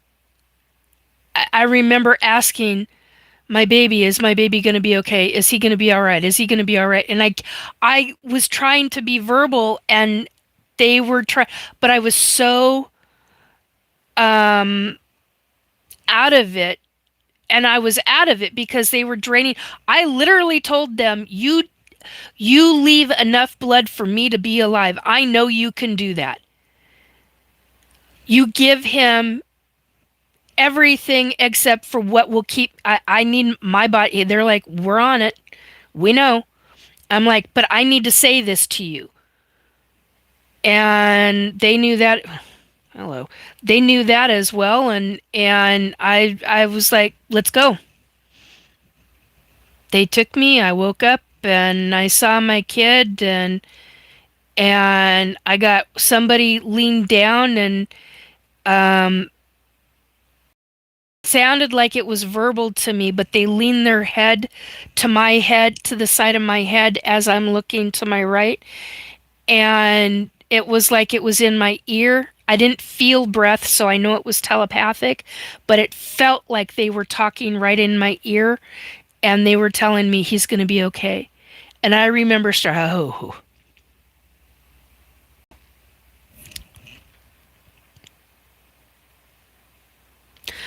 I remember starting to cry because all I wanted was my kid to be alive.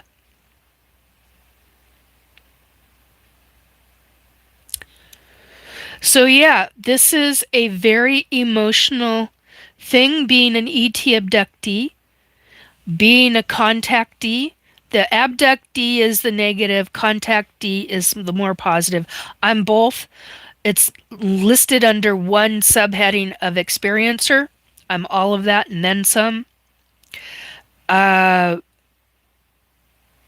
but yeah, there are really good extraterrestrials out there. They will bend over backwards for us. If you're in need of something, they will do. I mean, hell, see, because I'm getting emotional. I'm now, my sinuses are all, so yeah, I'm emotional about it because those are my babies. Those are my kids. I don't care how many I've had. At this point, I'll have more for them. I know why it's going on now. I understand all of that. But look, there are the bad ones out there too. Are they warmongering? No, because if they war on this planet, all hell will rain down on them. That's the thing that humanity needs to understand. That's the thing that people across this planet need to truly understand. That, did I name him? Yes, I did. I know most of my children, or I remember. Damn it. Excuse me. I remember many of my children's name. I don't remember all of them, but I do know that I've named every single one of them.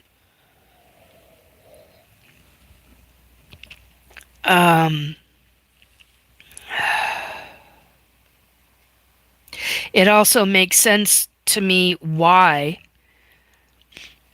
when after I had, even when my own human son was 7 years old, why I was thinking of baby names. It never made sense to me. Why am I thinking of baby names? I kept getting told you can't get pregnant anymore. Oh, hey Sebastian, how you doing, hun? Um Danny Hawk 7013. I believe that I learn more from my kid than she does for me. Yeah, it's very natural, very normal. Danny says, parenting is emotional. It's a great experience, lots of ups and downs, and so much growth on both sides. Yes, I totally agree. Um,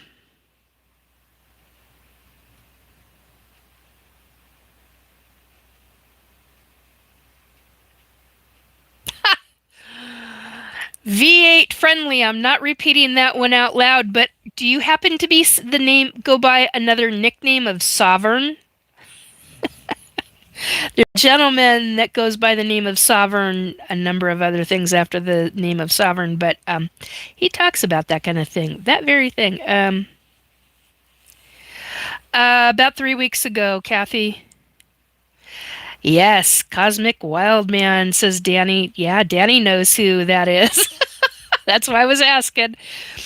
Um, because he talks a lot about that kind of stuff. So, uh, okay. Andrew Gnome's Trucking Express says, I've been chosen by the Blue Pleiadian hybrid females. That's a different ball game. They also protect me as well. Yeah. Kathy says, I don't think anything happened to me. Yeah, I mean, it just depends. Hippie Girl 420 says, they are your children. Yes, ma'am. Yeah, they are. They are my kid. Yeah, I do know some about my labs, Danny. I don't even know where to go with that. I don't know as much as a lot of other people know, but I do know some. Uh, Uterus. Yes, ma'am. I'm so sorry they continue to do this without your permission. Yeah. Ovaries. Thank you. Thank you, Drew. My brain is just like, oh, God. Uh, Danny. The JJ. Yes, I love that, Nikki. You cracked me up. Well, I couldn't remember what the hell. I was just like, okay, I don't want to get into trouble. I don't want to get into trouble with YouTube. So I want to keep my channel going. Okay, I think I'm caught up. Um,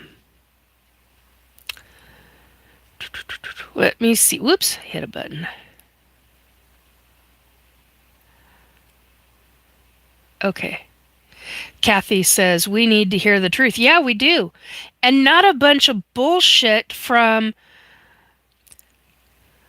psychiatrists or psychologists or scientists that are getting out into being public really for the first time or in the last couple of weeks about this stuff. I'm sorry. I take great issue with that. You may know trauma based information. Some of it can be used. But the kind of trauma we're talking about is literally otherworldly. Your type of communication, your type of psychology and psychiatry is not going to work for somebody who is a lifelong ET abductee who has experienced otherworldly trauma. It is a different. There are some aspects that can be used. I will agree with that. But there are many other things that will not be able to be used because they are off planet. They are things that you yourself can't even comprehend. So if you yourself can't even comprehend it, nor understand it, then how are you going to deal with a patient, a client, who has had that experience? So that's when I start taking issue. And that's when I start asking questions.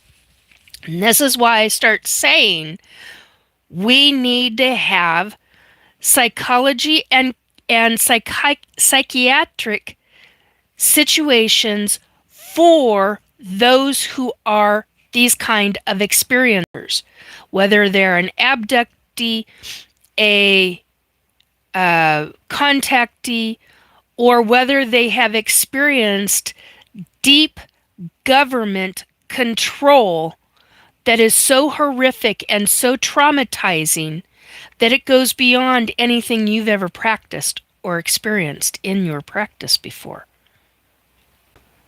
Then you're getting into, is that person a targeted individual? What kind of notes do you have to write so that that person will stay protected, so that all your notes, all your journal notes for that specific client, that specific patient, is in code, so that if your notes are ever stolen, which can and does happen, just an FYI, I can't go into that one. Anyway, found out that yes, that can and does happen. So my question then becomes, what then? Do you have a backup system for those notes? Because if that person is not only an ET abductee, what if that person is also an abduct or an abductee from extraterrestrials who are working with government, and when they're abducted, government is involved immediately and starts dealing and torturing. So then you're dealing with a whole nother aspect. You're dealing with blocked memories. You're dealing with I was going to say false memories. That's not what it's not the word I'm looking for. I can't think of, there's a word in front of memories, something memories. You're dealing with that specific subject matter, and that becomes repressed. You're dealing with repressed memories, but repressed memories that get convoluted. So then it's, how do you break those into convoluted memories, those specific repressed and specifically blocked memories from a person? Now that's something that many of you in that field have that ability to deal with. Those kind of techniques can still work. But when you're dealing with the severity, you're dealing with a whole nother ballgame, folks. And are you also looking at the person as a systemic whole, as an individual where the entire body is involved, which means they're going to have muscle memory, cellular memory. They're going to have different body memories to where their body is reacting. They can't figure out why, and you're trying to help them, but yet they're having flashbacks in weird ways, and they're not recognizing that they're flashbacks, and some big trauma happens, but it's not really a trauma. It's because a repressed memory is coming to the surface. Well, you're going to recognize that, but your client may not. So then are you going to be willing to teach that person? Are you also going to be dealing with them medically? Because there are aspects that all of that needs to be dealt with amongst all of this. Because you're not just dealing with, oh, well, let's dope them up. Let's put them on something to deal with the anxiety. Well, that could be part of the problem. So are you looking at it as a holistic situation? Or are you looking at it as, let's just prescribe them something to get by with? There are different ways to go about these things, and there are different counseling techniques and psychiatric techniques now, and different ways to go about, such as the frequency and the, what is it called, can't remember if it's called ASMR. There's a bunch of different ones. So it's finding what works for the individual. But at the same time, not everything that you have is good. Do you understand that there are body marks Do you understand that there are burn marks, radiation burn marks? If they're a targeted individual, do you comprehend that they can look like they've been out in the sun, like they've got a sunburn, and they haven't been near the outside for weeks, and yet they're inside and they get a radiation burn? Are you going to be dealing with that too? Or are you going to refer that to the medical? Well, then who's in the medical that can deal with that? Are you then going to also be dealing with the fact that they're a targeted individual via government from frequency weapons? And now they have to protect themselves within their own home just to simply sleep. So there's a lot to this. It isn't just one subject, it's a number of mega subjects, and they're all involved, and they're all interactive. So the whole medical system combined with psychology, psychiatric, counseling, all of it needs to come together for the abductees and for those who were force used. You're dealing with a whole different ballgame, folks. Something you can't even truly conceive of.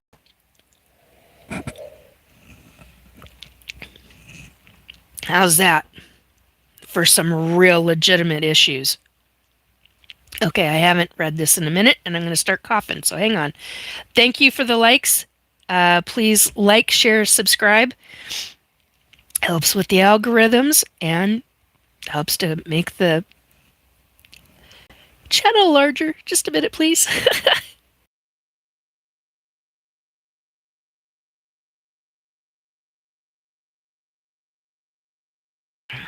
All right, now that's done.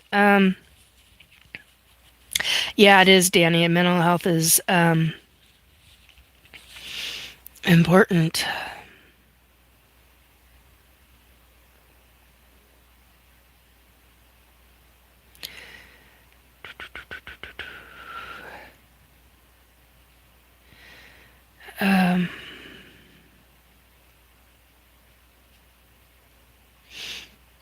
Okay, so my labs. All right, now apparently, see, everything's moving and shifting on. Oh, see, that's not right either. All right, let's see. Yeah, let's try that. All right.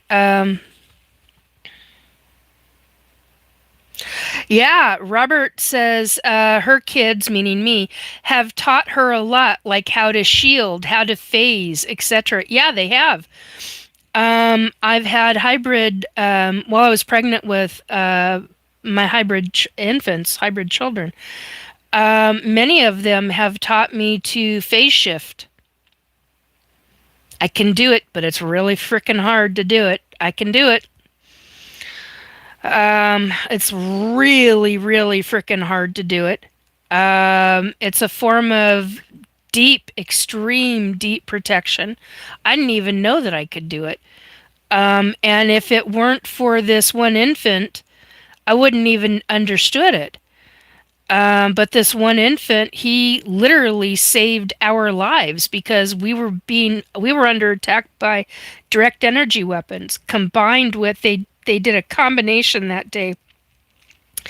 They did a frequency weapon, and at the same time they did a microwave technology weapon, which is another frequency weapon, but it was a microwave. So we were being fried from the inside out.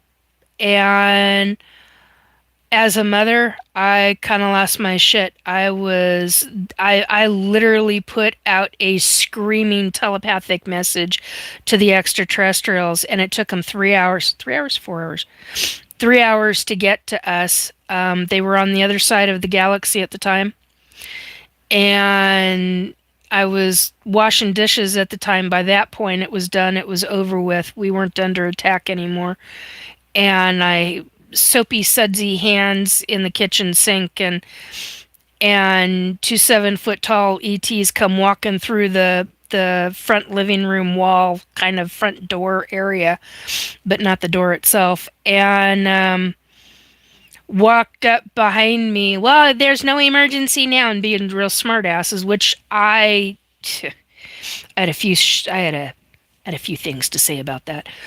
Um, but during the time of it, yeah, we were heavily targeted, and this baby, not even 3 months old, still in a gestational, me as the gestational container, still growing. And he put a frequency on and did this. And he's like, it's going to take both of us, Mama. And I'm like, whatever, let's do it. Whatever we need to do, we need to protect ourselves. It's coming to us, and it doesn't. He's like, don't get up and move. It doesn't matter. I want you to focus. And I went, okay, you got it. And he taught me how to do it. And then after they, God, it took me. I cried a lot after they took him. I had a hard time. There's been a number of my kids when they've taken them. There's some I'm like I let go and it's like it's okay, and there's a few of them that I'm just like, oh my God, I can't. I have a hard time letting go of them emotionally. I have a really really hard time letting go of them. And he was one of them. And after they took him for his gestational container, to put him into his gestational container when it was time. Uh, about 2 weeks later, I got hit with those kind of frequency weapons. And I got up, I came to this chair, I sat down. It was irradiating my bed. This chair was irradiating this entire area at the time. And I sat here. Didn't matter if I went out into the hallway or to the bathroom. I could still feel it. It was really, really freaking intense. And I sat here and I got into a very specific kind of meditative state. And I remembered how it felt when he and I were together, when baby and I were together, and all of a sudden I was able to do it, and it was like the energy was passing straight through us. Well, me at the time, because it was just me, but it was really intense, and then all of a sudden it's like it wasn't even there. And what I learned is it's a form of phase shifting, only I can't go invisible. It's a specific energy to where you hit a specific frequency in your body, and that negative detrimental frequency literally passes right through you. It literally does not affect your body. I've only been able to do it, I think, well, technically twice without my hybrid, but I had it half a time.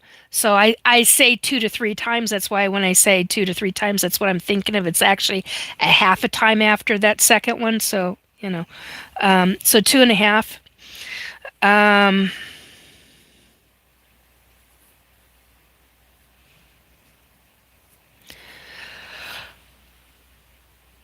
Okay.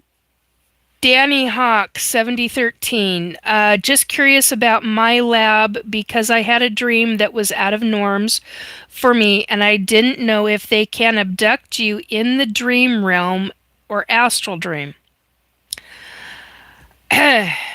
Pull up your panty britches, baby girl, because I'm here to tell you this one's going to get wild. Here we go. I hope you're still here and listening because this one's a Lulu. Okay. They can hijack our higher consciousness.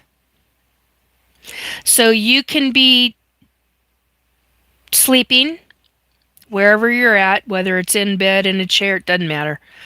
And feel like you're in a dream. It's what I call the dream state. They take you from the dream into a form of a dream state where it's like a dream, but it's not actually a dream. It's real. And they can hijack a form of your higher consciousness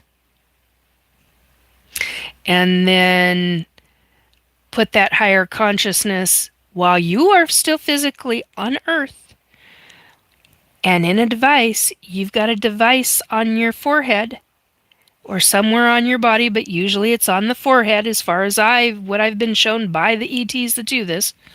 Well, not I wasn't shown by the ETs that do this. I was shown by the hybridization ETs. That I don't talk about. That's, I think, the first time I've ever made that public. Anyway, but a device goes over your head. It's a 3-part device. It's on a slight curve, so it form fits to your head. It's put into a different frequency, so you will never see it. You can get up and go to work and shower, and it feels like your regular forehead. Washing and scrubbing your face. It feels like there's nothing there. Well, it's because it's in a different frequency than your physical body is in the frequency that it's in right now. So that said, the middle section of the device hijacks a very high form of your higher frequency or higher consciousness, excuse me. And the top device is the device that is the controller for the two. They usually have an extraterrestrial stand near the head of the bed, keeping an eye on you and the device, because they've got some kind of device monitoring their device on your forehead. So wherever you go, if you get up and you're going to work, that ET's going to work with you too, because they got to monitor you. The device is taken by the two pieces, the other two. So it's a 3-part device. The one's on your forehead, the one in the middle, and then the top one. Those two devices go with an extraterrestrial on board an ET ship. You are believing you're still in a dream state or still dreaming, and you're having whatever dream. Or they're trying to control the dream so that you stay asleep. And then your higher consciousness is usually put into a clone body. And you wake up, you feel like you're somewhere that you've never been before. You have all these strange experiences. So, and it feels very real. But it is very real. It's just a different section of your higher consciousness. Then when you're asleep again, physically asleep, whether you've been up and gone all day or whether you actually did stay in bed all day, or whatever that time frame is for you that you were actually sleeping, they come back. They had removed the higher consciousness from the clone. They come back with the 2-part device. They connect all 3 of them and go right back into your body, into all of your consciousness. So, yeah, that was a mind bender. I still have a hard time with that, but that's what I got shown. And that's how it's done. And the ones that are doing hybridization, they want the kind of stuff talked about. They want this divulged because these are above top secret missions and situations, and it's long past time. And if I'm going to be a mouthpiece, which is quote unquote, you're our mouthpiece, or Nikki, or I get told, Nikki, you are the mouthpiece. You are one of the mouthpieces of the ETs. Okay, well, then that means that all this different information needs to come out and be talked about. And that's what I'm doing. And there's a lot to it. Oh my God, there's so much freaking stuff to this. But so that's that part of it. My labs is military laboratories. It usually means it's teaching and training. It's usually deep underground military bases across whatever country, and they're usually with different extraterrestrials that are working with those specific governments. But it's almost always deep underground military bases, bunkers, and on some military underground level, and they're working with extraterrestrials, and usually the nefarious extraterrestrials. There's not so yeah, that's kind of what my labs is. It's a little bit more than that, but that's essentially it in a nutshell.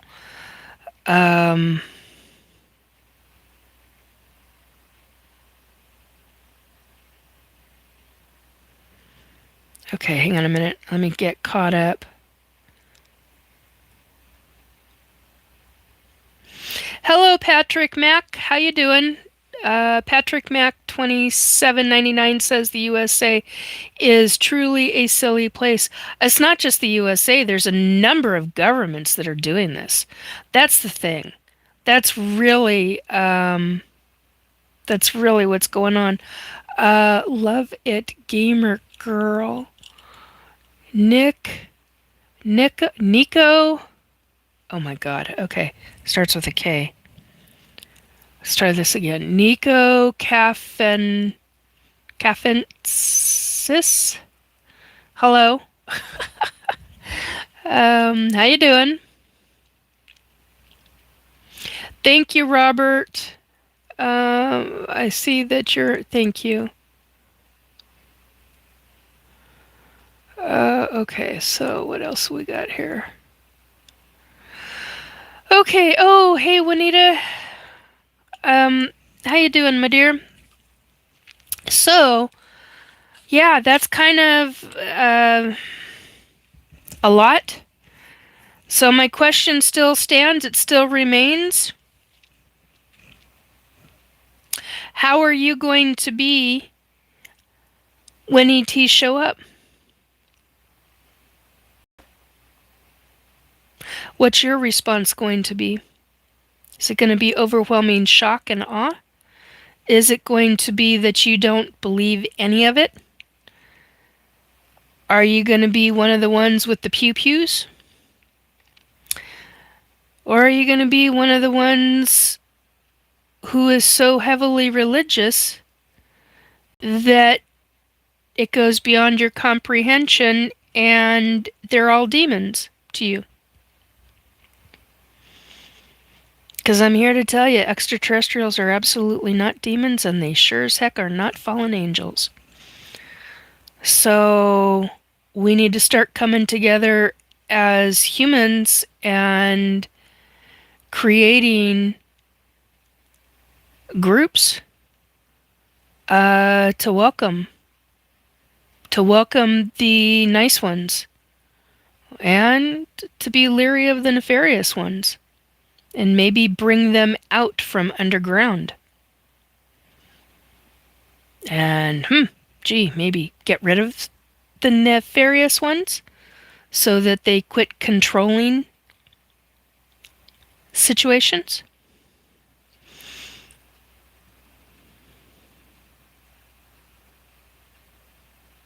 Hello, Mudus. Hope you're fine. Yeah, I'm doing all right. I'm very tired right now. Very tired, but I'm doing all right. Okay. I'm gonna have my sweet treat. So, does anybody? I've got 1828 on the numbers and 219 right now. So 219, 19, 28. That's interesting. You are very beautiful, but your smile is very sweet. Thank you, my dear. I appreciate that. So does anybody have any questions? I think we might be done for the night. I'm not sure.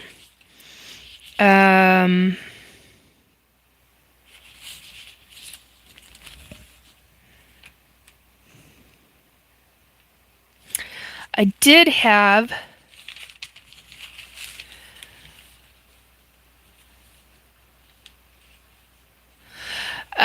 okay, so Jennifer, okay. I think that's Jennifer Watson. Is that what I read correctly? I hope I read that correctly. Yes, Jennifer Watson 6533 is asking, how do you know the good from the bad? How would you welcome the good ones? Okay, the good from the bad. Well, the bad ones, you get an energy from them. Even if they try to cloak the energy, and they're, let's put it this way. Some of the bad ones are about 8 to 9 feet tall. Not always, but many of them are. Uh, they look reptilian, but they're actually Dracos. And they are excessive controllers of the human brain.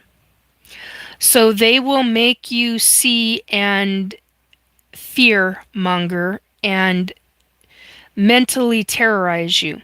You will know them right away. The other ones will put out the more loving and caring kinds. They'll either put out a cloak around them to where you physically see them, but you will not remember that you passed by them. Other ones may be they're very open.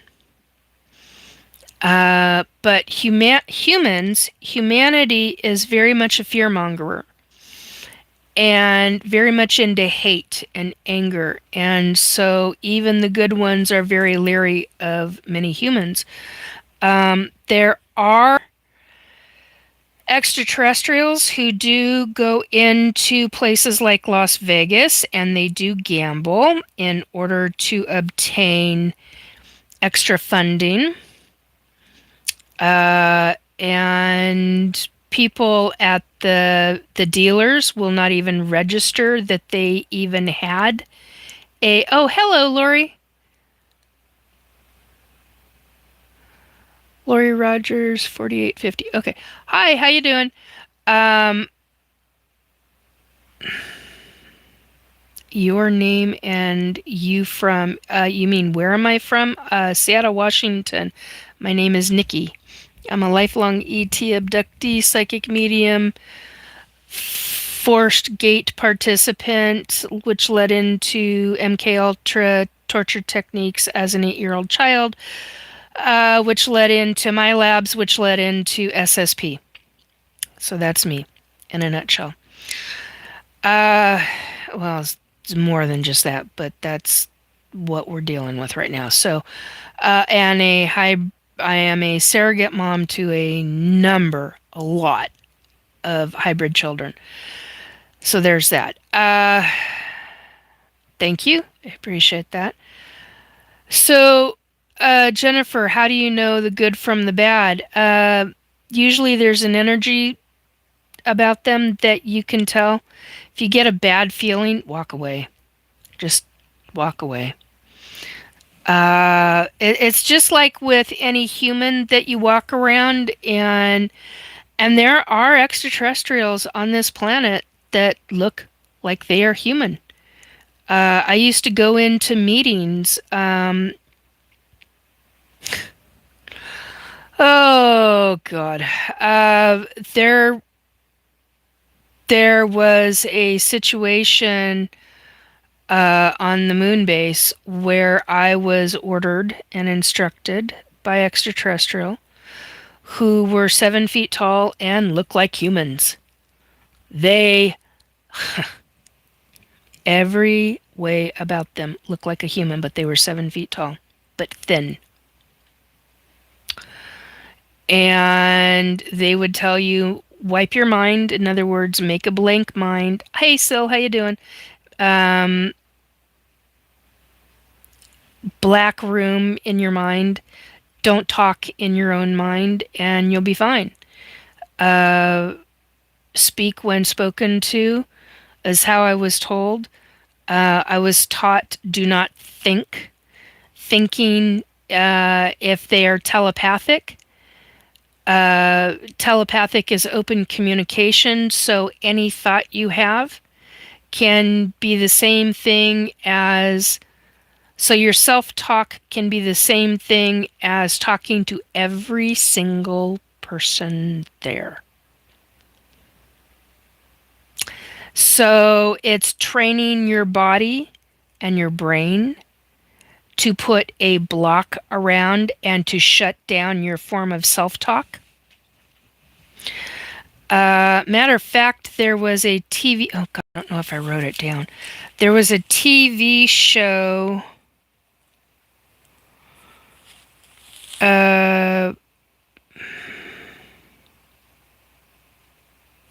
Okay, here we go. There was a movie. It wasn't a TV show. So yesterday at some point, I was watching Fantastic Beasts: Crimes of Grindelwald. And there's a scene with the characters Queenie and Jacob in London at the character Newt's townhouse or apartment type of flat. And she's a telepath. The Queenie is the character who is a telepath with telepathic communication. And during a street scene where she goes running out of the apartment or the flat, whatever you want to call it, Jacob says a word in his head, and she says, "Crazy? You're thinking of me as crazy?" And she disapparates. Well, she goes someplace else in a blink of an eye. Anyway, that's the magic side of that movie. But what he says is, "But I didn't say it." Well, here's the thing. He was self-talking. That is a form of self-talk. She can hear it. She's a telepath. Meaning, she can hear every thought. It's the same thing to her as talking to her in his head.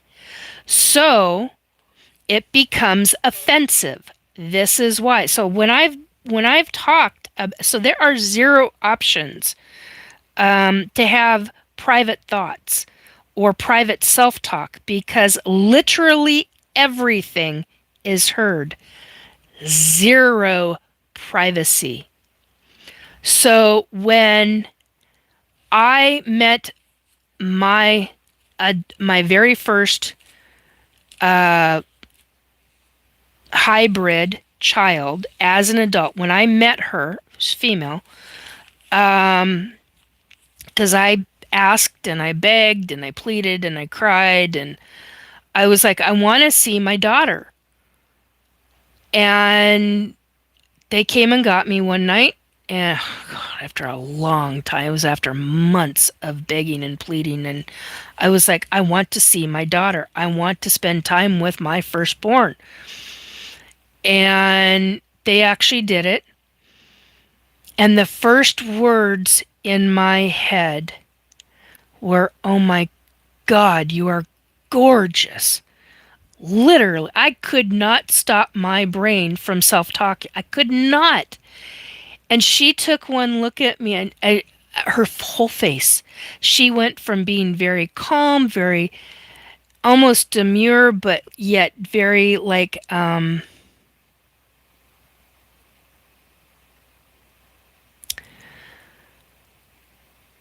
concerned as to how her mother was going to respond to her. That's how I should word that.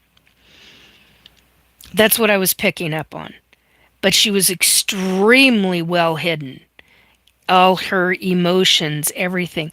Well, the second I said that in my head, she's a telepath. She frickin' heard every fucking word I said.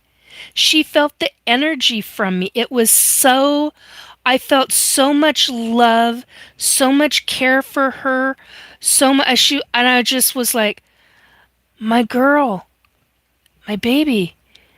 And I could feel, and she opened up her soul, and I went, oh my, I was like, oh my God, you are so beautiful. I wasn't talking about her outside at that given moment in time. I was literally talking about her soul. Her physical appearance, yeah, she was drop dead gorgeous. I was so stunned by what she looked like. I was just like, oh, my jaw was on you. Hello, you got your mother's jaw on the freaking floor, going, no.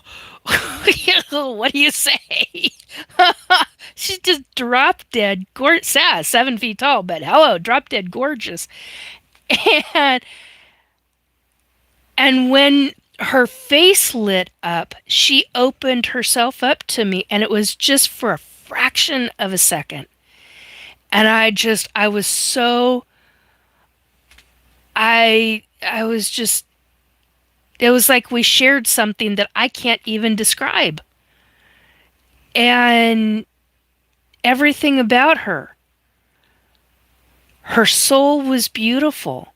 Her energy, her, I got different little psychic things that I now understand. I can't describe them, and there's some things that I absolutely will not frickin' describe. That's between her and I. Um, but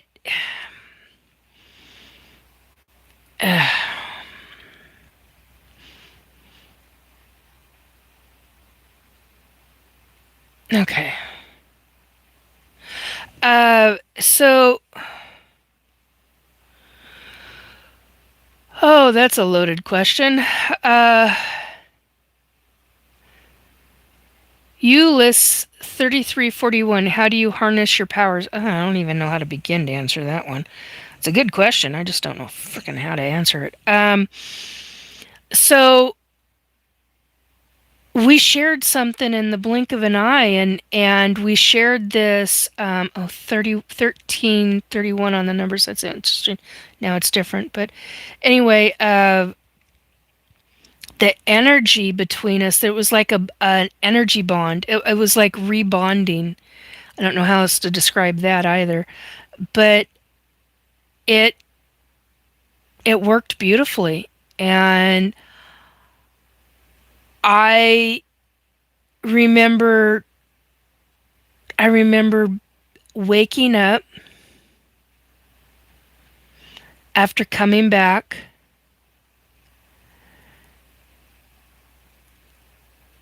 even though I had to pee like a racehorse, because usually after being on board ship, I'm like, get me to the bathroom. I gotta pee like crazy.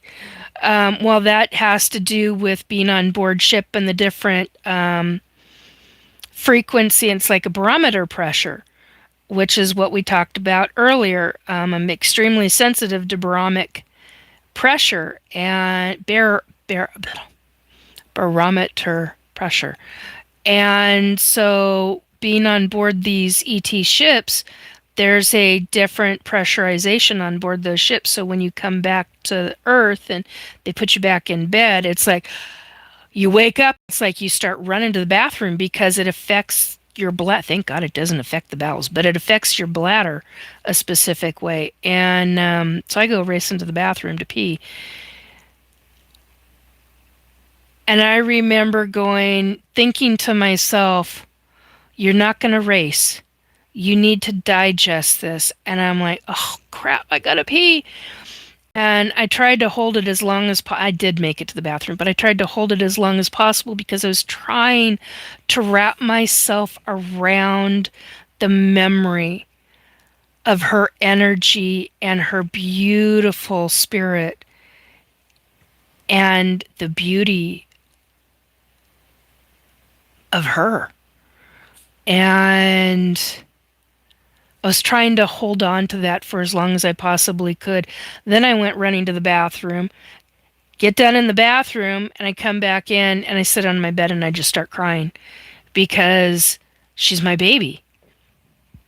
Excuse me, she's my baby, and I wanted more time.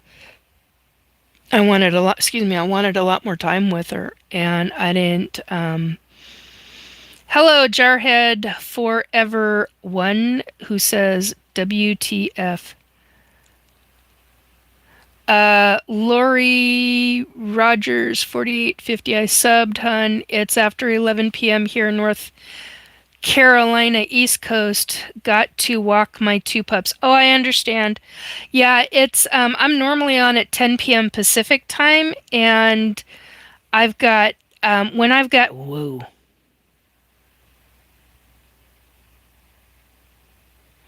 I got a hierarchy trying to connect to me. Man, they did that to me on Wednesday. Holy cripes. Um, wow. Okay, can you back off your energy just a little bit, please? Because that really affected me. Oh, thank you. Um, so usually I'm on 10 p.m. Pacific times on Saturday, and right now it is 7:36 or thereabouts. 7:38.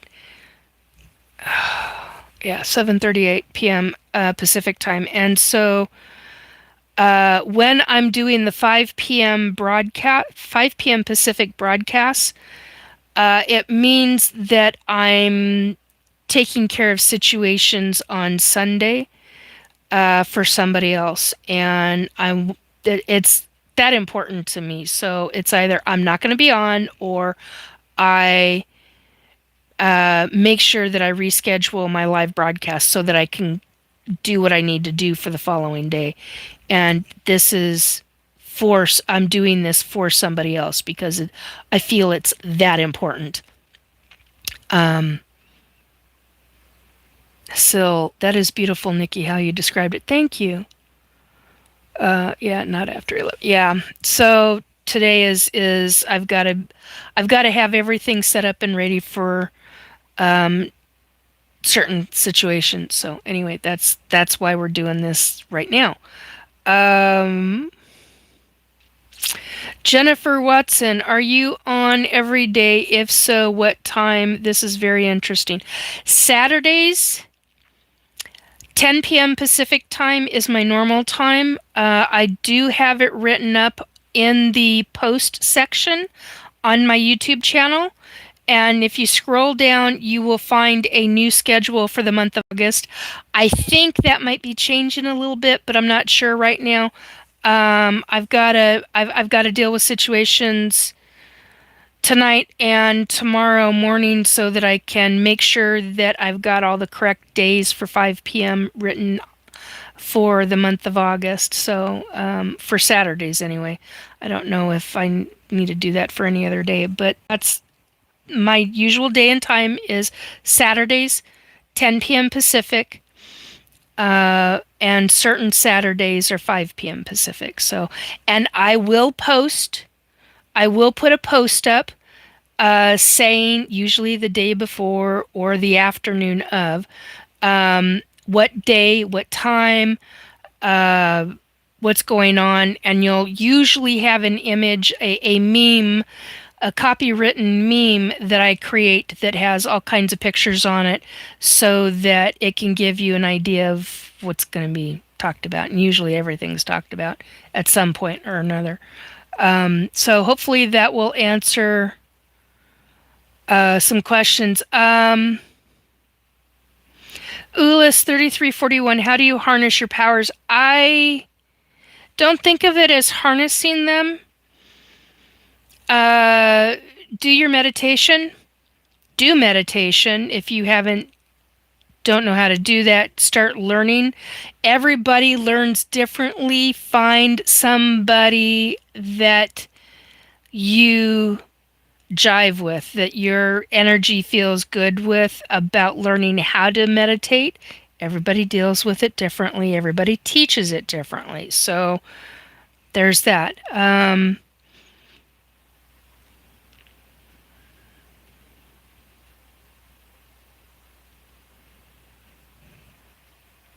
11. Oh, you're on the East Coast. That's why. Okay.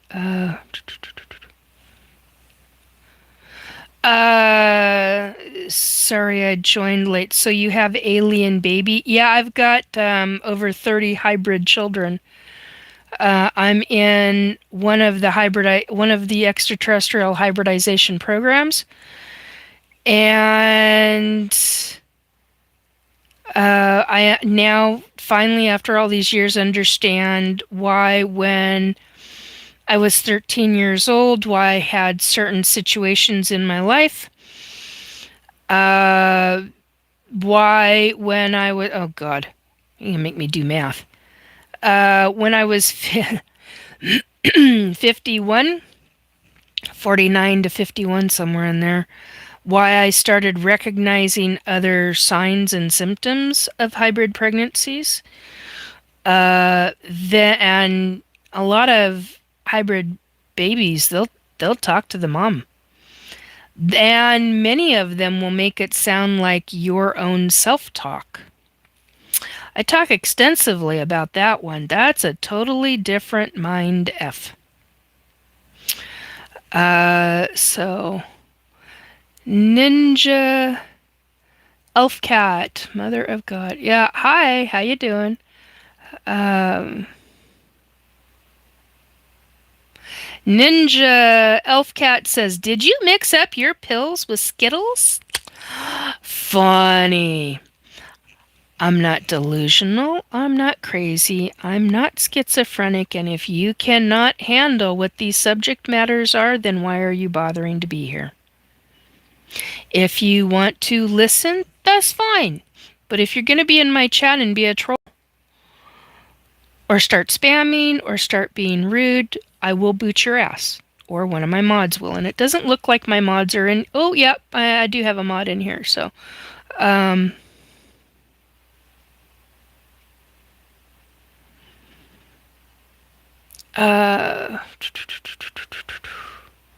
and thank you to those in chat who are saying to be nice. I appreciate that. Oh, Lori Rogers. I have Taffy, but Skittles would be great while walking to Golden Reach. God, I haven't. You got me thinking about Laffy Taffy. God, I haven't thought about that since the 1980s. We used to have these long sticks. We used to go and real thin and pliable, and it was called Laffy Taffy. Used to buy it right next to the elementary school I was going to for 5th and 6th grade. So, anyway. Thank you, Robert, for sticking around. I appreciate that.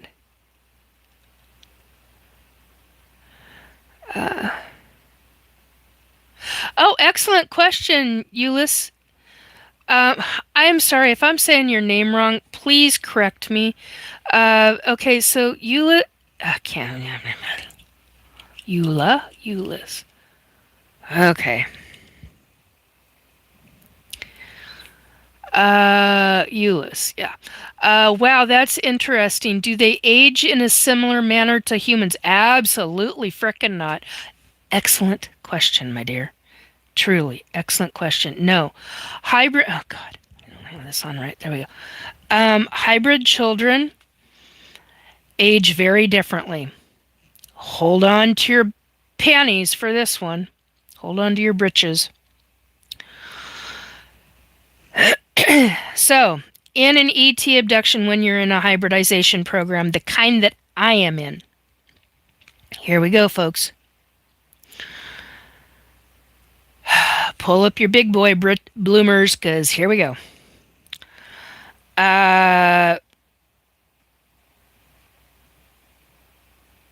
You're made pregnant. The soul is the ET extraterrestrial soul is implanted about 2 to 3 weeks after you've been made pregnant.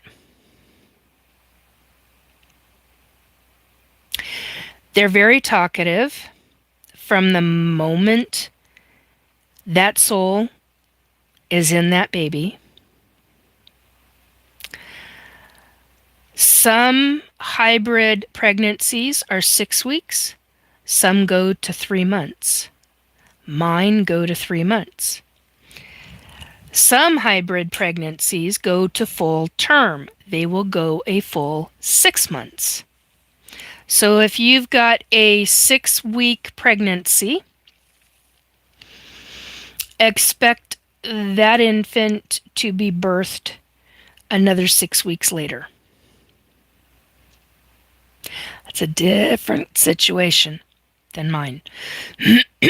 My ET pregnancies, ET hybrid pregnancies, run 3 months.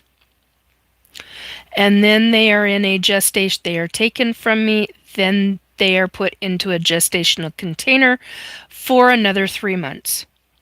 They have a nursemaid that is with them the entire time. That infant is then you are brought back on board ship.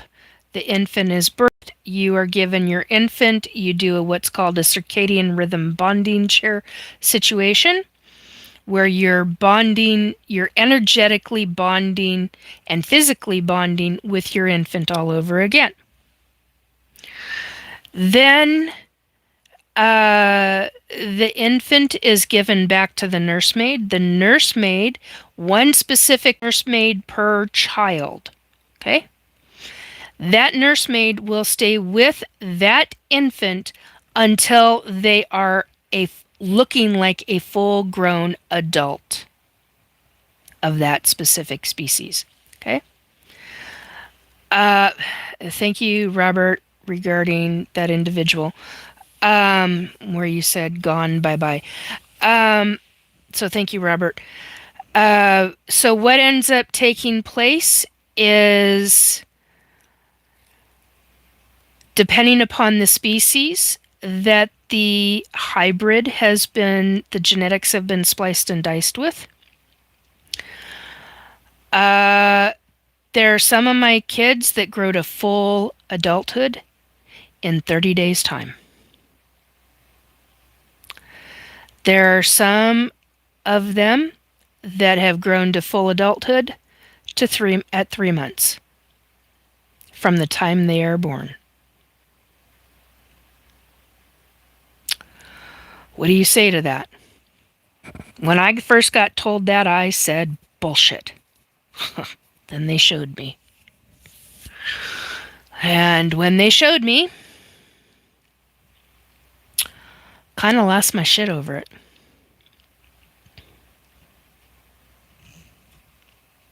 To say the very least.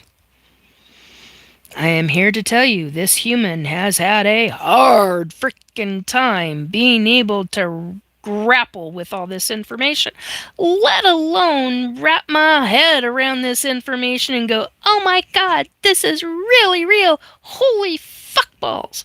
I had a hard time with this. I had a really hard time with this. And then when it finally, many months later, when it finally truly registered with me that not only is this real, this is happening, and I even got shown that it was happening, then I started panicking, because a growth rate at that speed is physically painful. Well, that led me into a bunch of questions. Those questions led me into eventual answers, and the answers eventually became that the nursemaids are taught specifically how to mentally help those infants during their growth rate, their growth speed, their growth rate. Think of human children when they're going from 1 year old to 3 years old. And they cry, and oh, my leg hurts, and oh, my arm hurts. Well, they're going through growth pains. Think of from 3 to 7 years old. God dang it. I don't know if you can see that. Well, I've got hairs sticking. It's like, I brushed my hair earlier before I got on, and I feel like I've got it all over my face again. I had this happen during a meeting, and it was so embarrassing. So I'm sorry. Just driving me nuts.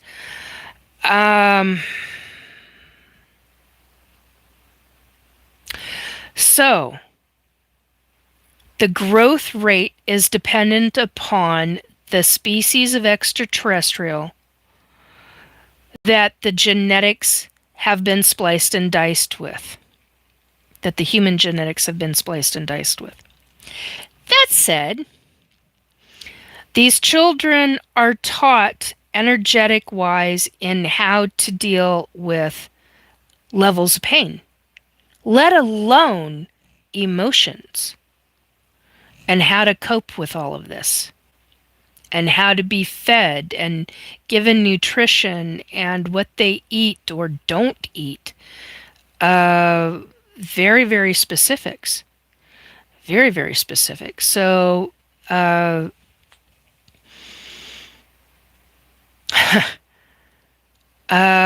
was on board a ship 2 months after, 2 to 3 months after. I'm just going to say 2. It's just easier that way.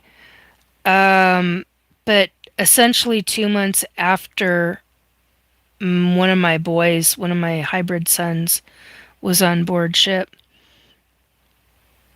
he was full-grown adult when I saw him again. First time I saw him, he had just come out of, they had just quote unquote birthed him, and he was an infant. He was a beautiful little blue and kind of Caucasian and kind of a seafoam green. So kind of like this light blue to seafoam green, but kind of Caucasian, but not really. How do you describe that? It was beautiful. Skin color was beautiful. His face, beautiful, chubby, gorge. Oh my God, gorgeous blue eyes. Oh my God, he was just beautiful. Healthy looking skin. That was my biggest thing. I'm like, as long as these children are healthy, in grand scheme of things, that's really what I give a damn about. They're healthy, they're well cared for, they are loved, and these nursemaids, they love these children. They care for these children in incredible ways. Anyway, I'm babbling now. Anyway, the point being is that I saw this kid, this infant, almost 3 months later. Oh, he was a full-grown frickin' adult. I didn't even recognize him. And I recognized his energy, and I went, why do you... And he said, hi, Mama. And I went, huh? What? And I'm going to start crying again.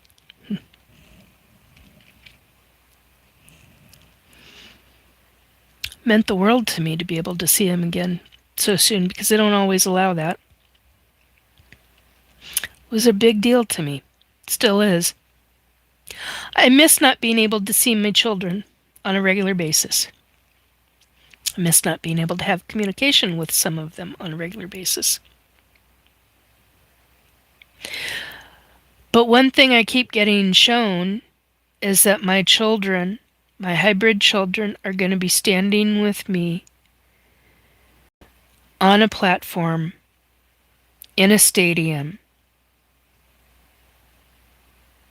where there's going to be other surrogate human moms and their children, their hybrid children, and we're all going to be standing in front of a stadium filled with 50 to 100,000 people. It's a large stadium, what I keep getting shown. Very large freaking stadium. It's an open air stadium. And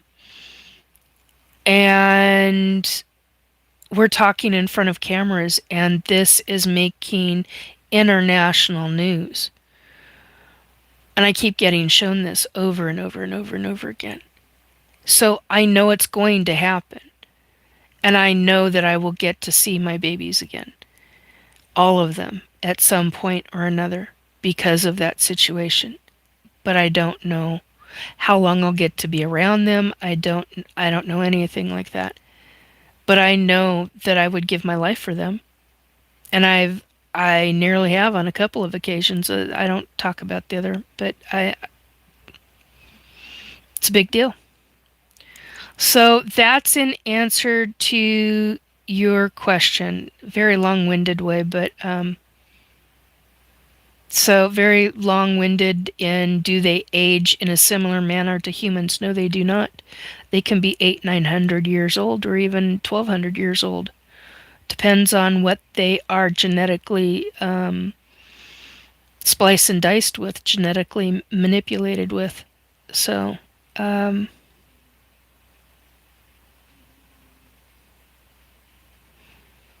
Uli. Okay, thank you. Now that I've read that, thank you, Uli. Um,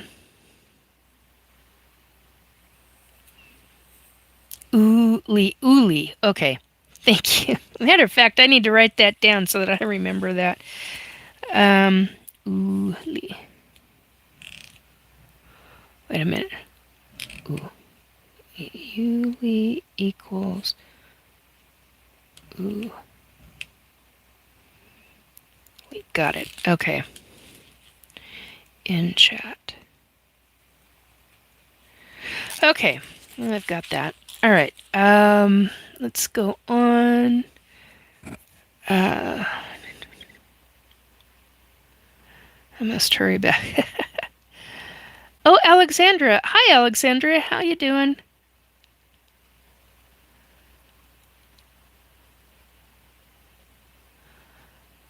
Um, Too funny. That is so sad, Nikki. So sorry about your babies. Yeah, I miss them. I mean, I got. Look, I found out a lot about this kind of stuff. I know that.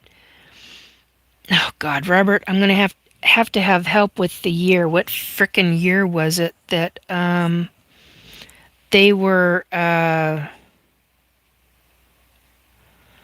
don't remember if it was 2021 or 2022. Or fuck, even 2023. Oh crap! And now I forgot the damn question or the thing I was gonna say. So they have no childhood. They have a okay. So that goes into mentality. They have a childhood. 22. Okay, thank you. So 2022 is when they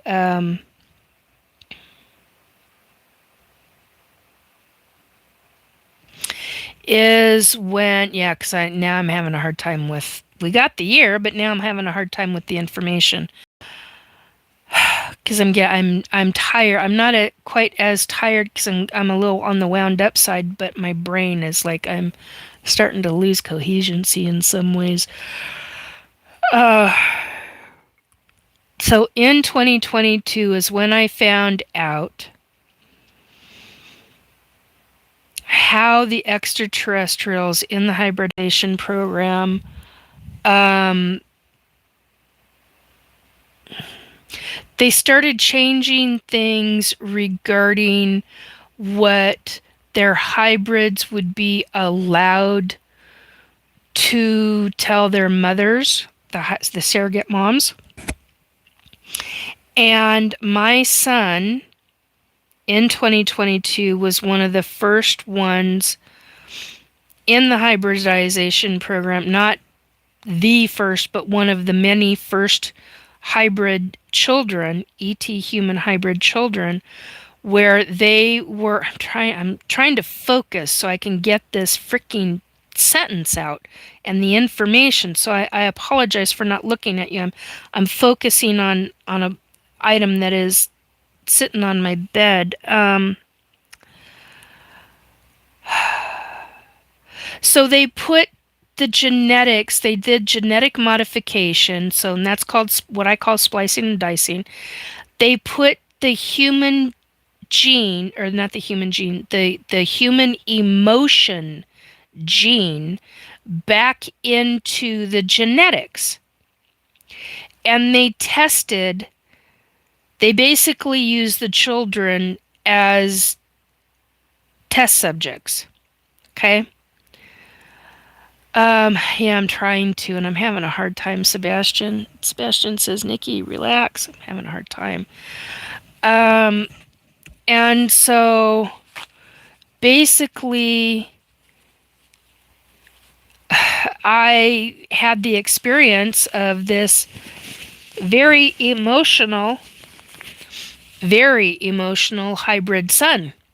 Very emotional hybrid son. And I wasn't used to it. And matter of fact, I just talked about this either on Wednesday's show or last Saturday or on somebody's show. I talked about this on somebody's show. I just don't remember whose right now. Talked about it the last 2 weeks. So basically, they were taking human emotion out of the kids, out of the genetics of the kids, because they did not want the kids to be emotional. I mean, I get that. But at the same time, there's a factor in human emotions. And in those human emotions, you've got so many other things that come into play with that.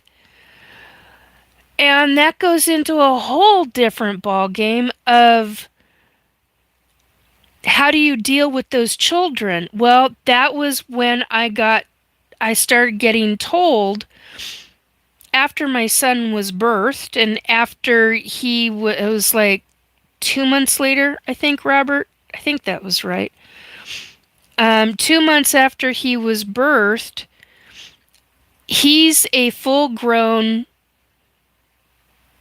adult, physical adult, but he's got the mentality of, like, what did I say, between a 14 and a 17-year-old, Robert? I can't remember. I think that was it. I keep wanting to say 17-year-old. But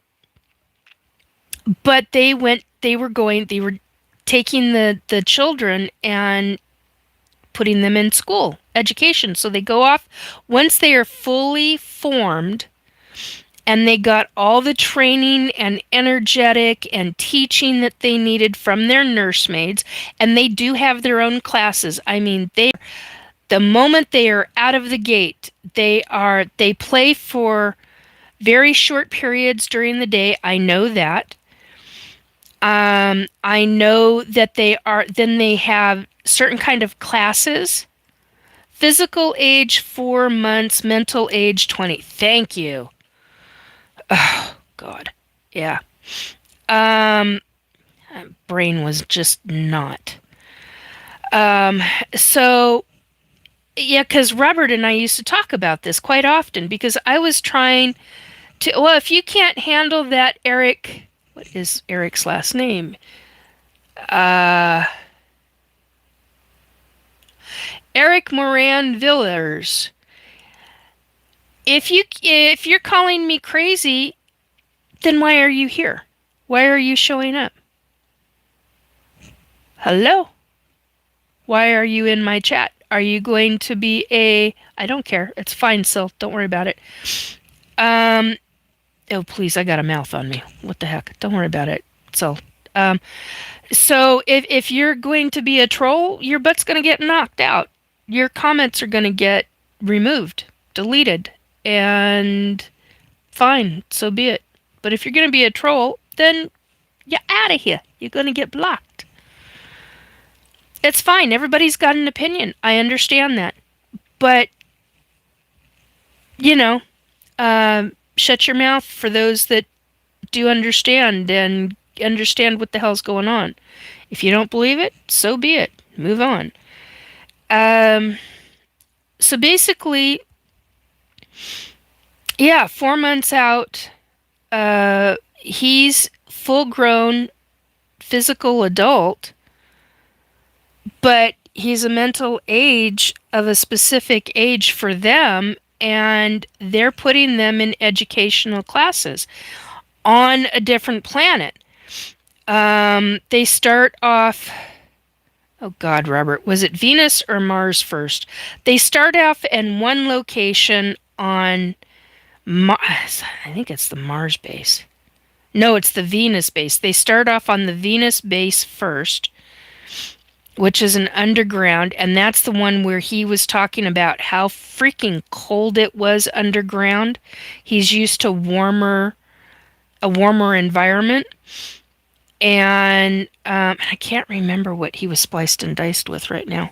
It was human and... can't remember. Um, but he looked human. He was just very tall. Uh, and so, oh, and that was the other thing. He had a third eye.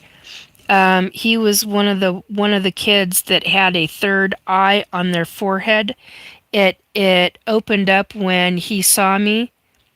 The eye opened up, and I was so shocked and so stunned to see three eyes.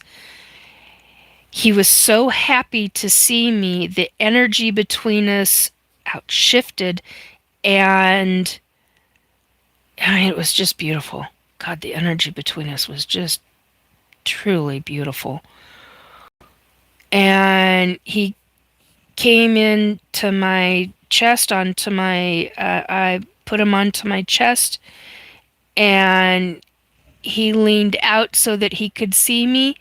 And all of a sudden, he took like this infant type sigh, and the eye closed, and the eye had eyelashes on it. Little itty bitty, teeny tiny eyelashes on the top and the bottom, but you could barely see the ones on the bottom. And it closed, and it looked like a regular forehead. I was like, "Where'd your eye go? Where'd your eye go?" I was like, "Oh, okay. Well, that's new." I was like, "Okay, how you doing, baby?" And I just love you, and and we communicated. So, but when I saw him again, we were allowed. It was the very first time that we were allowed to be telepathic with each other. Um, yeah, he shot up like a weed. That's exactly it, Robert. Holy crap, he was so freaking fast in his genetics, in his growth. Oh, I'm gonna start coughing. In his growth, speed. Wow, blew me completely out of the water on that.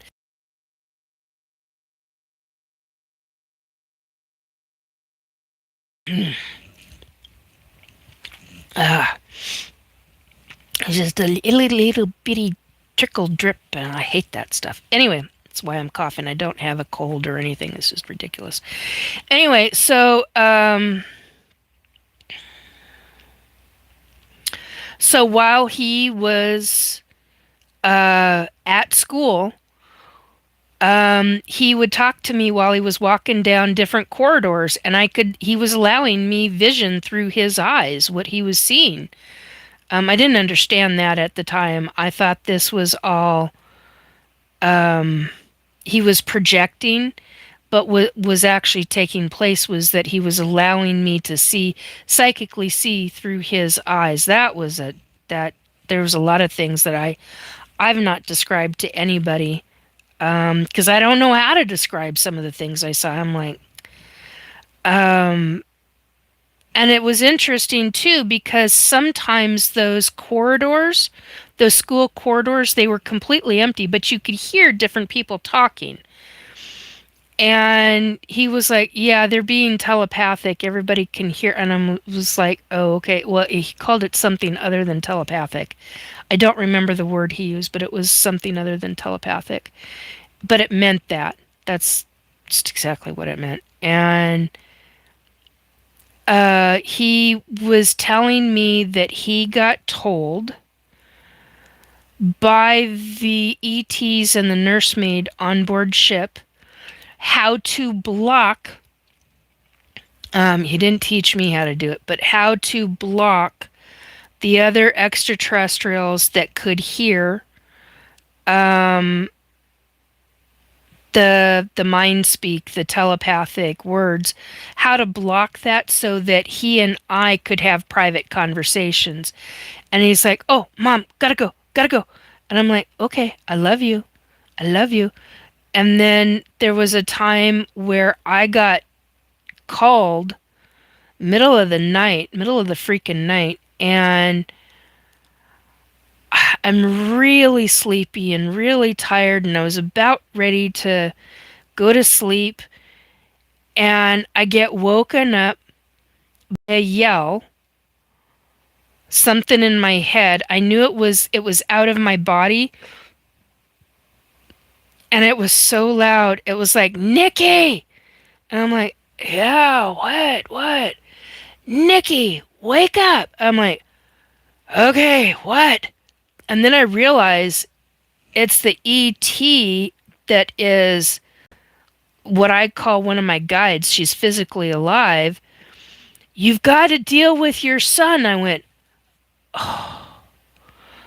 what's going on? What's he doing? Is he in danger? No, he doesn't know how to deal with his human emotions. You have to teach him how to deal. He's really upset, and I won't go into what was going on. I've never told anybody truly what was said, but basically, he was having an emotional outburst. He was having some what you and I would know as behavioral issues because he was being human emotion and they were not used to that. And I'm like, okay, I'm really tired. I know you're really tired. This makes the perfect connection right now. I'm like, okay, then connect he and I.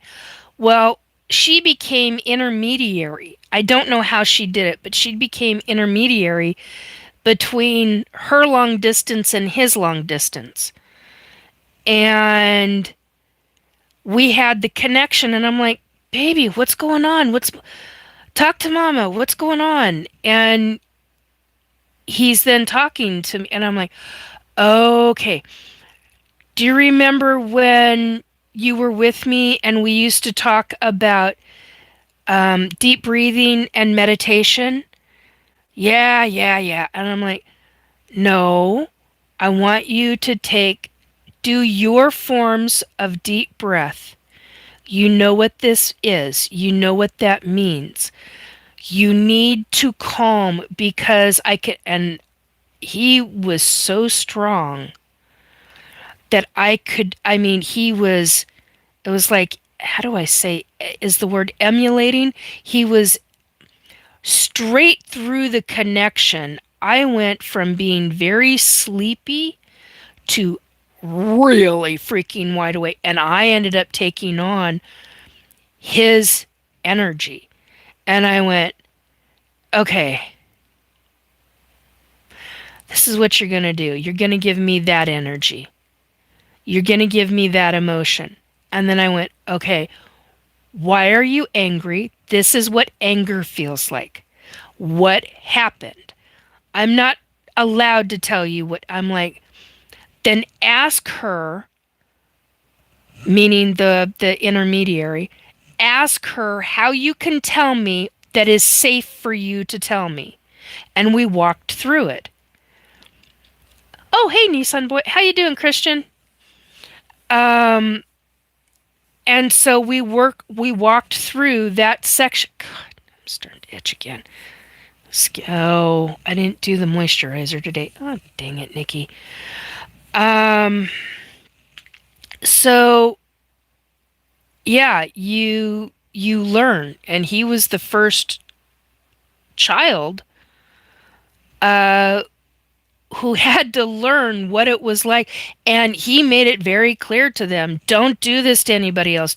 I don't like these human emotions. Blah blah. And I'm like, okay, let's work you through this. We can talk you through this. This is about calming your mind, calming and working on, it was all psychological. It was like talking a 7 to 11-year-old through different things regarding emotions, even though he was very much an adult, very much he didn't understand the human emotion side of things. And so when he was still on board ship with the nursemaid, periodically I would get notified, how do you want us to deal with this or that? And I'm like, how you're asking me? And I just remember, I was like, that's what this job is for these nursemaids. And that was really when it started registering with me that they had never truly experienced the children going, I've seen hybrid children, both physically capable and physically disabled, whatever you want to call that. I don't call it disabled, but physically unable to do certain things, but still physically capable. And these kids were left. That to me is happy and joyous, and those are emotions. And yet they're telling me that they're not used to having children with human emotions, but yet the laughter is not considered human emotion. The playing games, the happiness of these kids, it's a mental state. It's this, it's that. And I'm like, that's all part of human emotion. What the heck are they doing? Well, this is a different form than what they were used to. And I think what they had done is they had done the entire genetic splice dice of whatever gene that was, and it made it, they put everything into it, is what I think. And I think that since then they've they've done some more splicing and dicing, and this is just my opinion, but I'm wondering and thinking, if they did that with my son, my hybrid son, then isn't it also possible that they can decrease some of that? Um, no, not going for a marathon. How you doing, Rachel? Just joined. Hello, everyone. Wow, 3 hours. Are we going for a marathon here, guys? No, not a marathon, hun. Just came from FAAB, Chloe, and Rob. Oh, cool. Chloe was on with Rob. Oh, Rob Khalil on his channel or Chloe on her channel? Missing time 420. Back to hi. Yeah, I'm not going to be on too much longer, but so that's where the human emotion stuff came from regarding that specific extraterrestrial hybrid, a human uh, extraterrestrial human hybrid. And so after that, many of my hybrid kids, many after 2022, and thank you, Robert, for that. Whimsical Wednesday. Okay. Uh, and so many of my hybrid kids after that, they have some emotion, but it's nothing like what was going on with him. So yeah, I think they kind of did some experimentation with that to see how that would work. I don't know how many kids. I'm assuming it was a number of them, or it's very possible he was the only one, but I don't know for sure. So, anyhow, can't remember how we got on that topic, but that's all right. Uh, can't think of anything else. So if you've got questions for me, ask some questions. Okay.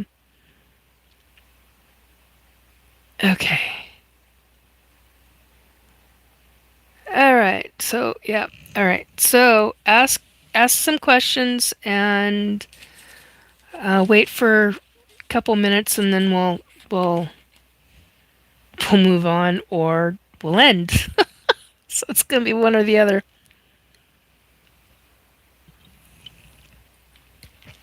Mercy. 21 and 39. Oh wow! Thank you for the numbers, folks. Most appreciated. Very, very, very much appreciated. Okay. Anyhow,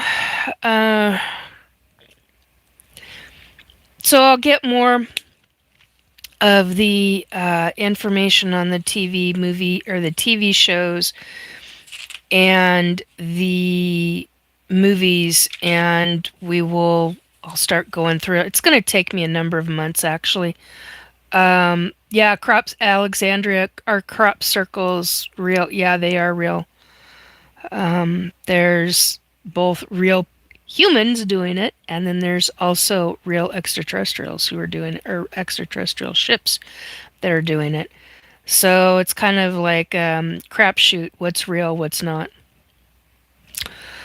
Oh, so fun.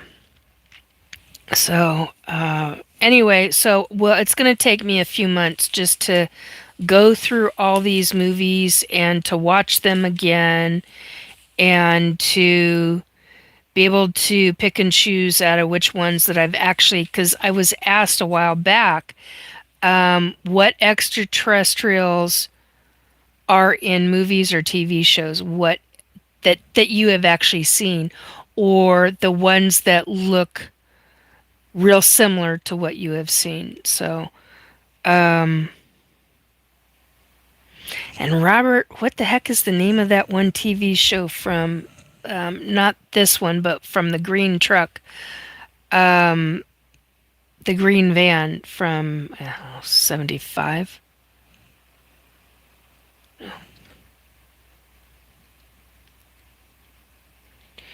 73, excuse me, from 1973 with the green truck. Hey Trace, how you doing, hun? Uh, because that is 1972. The green van is from 1973. So, yeah.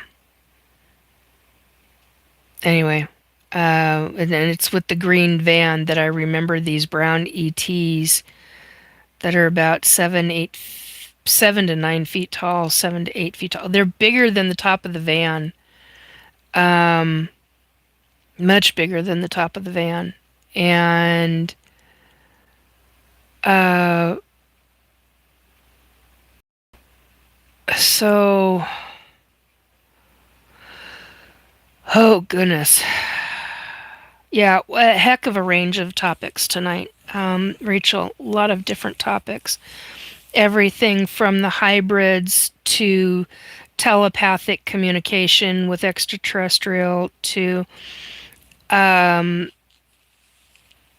we how are we as humans going to get along with extraterrestrials when they start showing up? What's it really going to be like for many? Uh, had a little bit of Sasquatch information, but it's mostly been about extraterrestrials tonight and hybrids. Different conversations about about hybrids, about the hybrid babies and stuff. So it's been a number of different conversations. So anyhow, uh, I think that's it. I need to go rest, and we're at about almost 3.5. Missing time. Are Bigfoot ET or of here? Okay. As far as I understand it, Sasquatch are from off-world. However, what I know is some of them have been spliced and diced with human.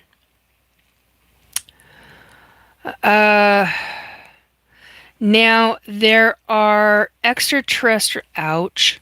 Okay, now that actually hurts. Oh dear. Yeah, my leg's starting to weep again. That's not good. Anyway, so there are Sasquatch, like, for example, the Mount Baker Sasquatch clan, the ones in Oregon and the ones in California that I know of, they're real specific about their energy. They don't want anything to do with extraterrestrials. Oh my god, I hope so, Sebastian. I really need the extra sleep tonight. Actually, what I need to do is I need to get dinner and put my leg up while I eat, which means not lying down. Let the food digest and then go to bed. Anyway, so but yeah, they extraterrestrials. They are not liked by a lot of Sasquatch clans who have continued for hundreds of years or even 1,000 years teaching their family clan to uh, use energy and frequency and capable of doing that. Many Sasquatch can live for hundreds of years. I have no idea what's for dinner. I don't know. I may at this point I might just do eggs and kimchi, or I don't know. I have no idea. I like kimchi, but not so spicy kimchi. Or I might do. I don't know if I've got any, but I might do. I've got wonton wrappers, and I might fill up some wonton wrappers and do that. I don't know. We'll see. Uh,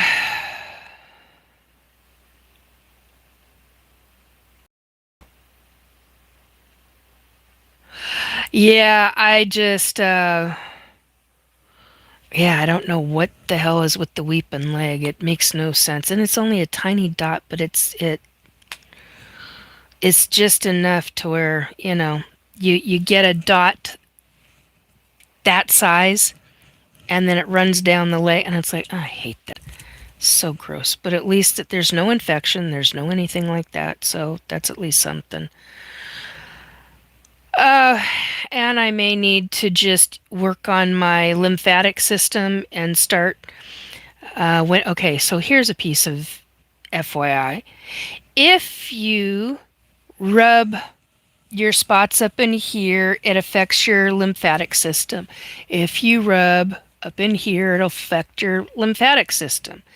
If you do underneath the armpits, underneath the breast for women, or the chest for men, and then work your way down to underneath your knees, it releases, and then do your feet, it then releases lymphatic drainage. And typically it makes you pee a lot. But it also helps alleviate excess fluid. But you have to do your own research. You got to talk to your own medical people. I'm not a professional. I'm not an expert, blah, blah, blah. So you got to do what works for you. This is just happens to be what works for me. Anyway, but with the ETs, I mean, the hybridization stuff, yeah, they know that I will fight. Will fight for what it's worth for my kids, any one of my kids, and they know it. So yeah, it's time to go. It's starting to hit. I'm starting to get sciatica. So, all right. I hope. Yeah. Blah blah blah. Laugh out. Yeah. Am I diabetic? No, I'm not a diabetic. I have PCOS, which can be which is insulin resistance, but can act like type 2 diabetes. But it's no, I haven't had any. I thought I would have to have a little tiny piece of the Hershey bar. I haven't needed it. I thought it would be because I would have a trigger or something. I had triggers, but they were easier enough to get through, so I didn't need that. So, and the only sugar that I had was about the equivalent to a half a cup of Coca-Cola, which is the equivalent of, and I don't drink that unless I absolutely frickin' have to. Uh,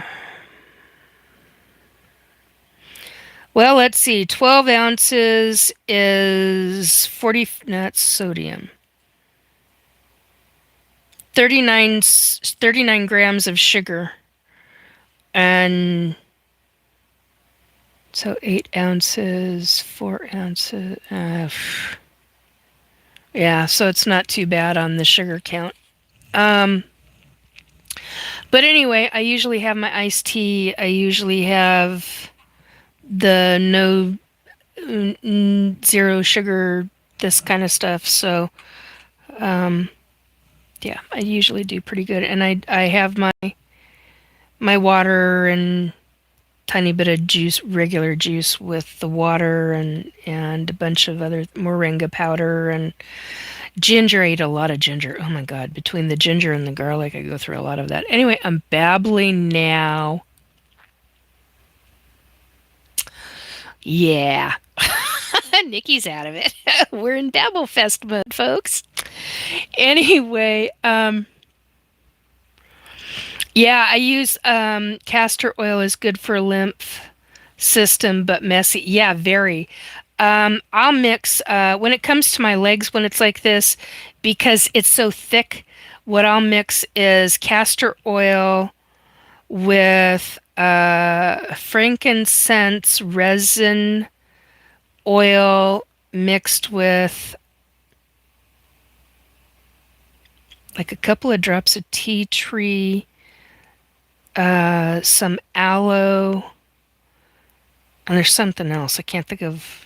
There's like two other things that I mix it with, and I don't remember what they are right now. Oh, vitamin E oil.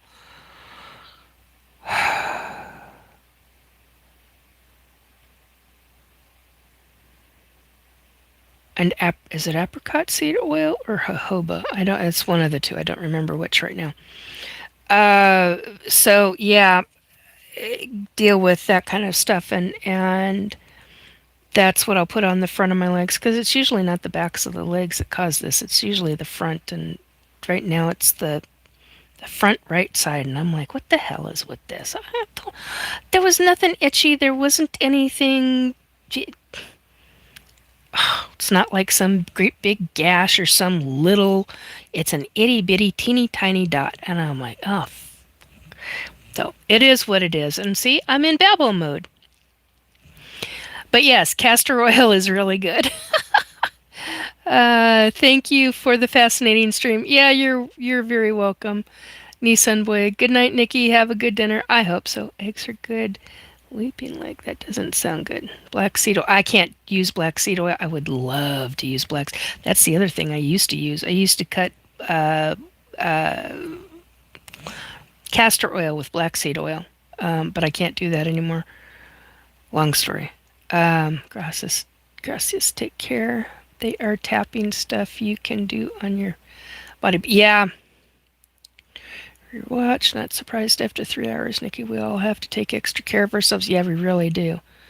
Have a good night, Nikki. I will definitely be watching all your old videos and your lives. Thank you. Thank you, Jennifer. I hope things become fascinating or at least make more sense to you.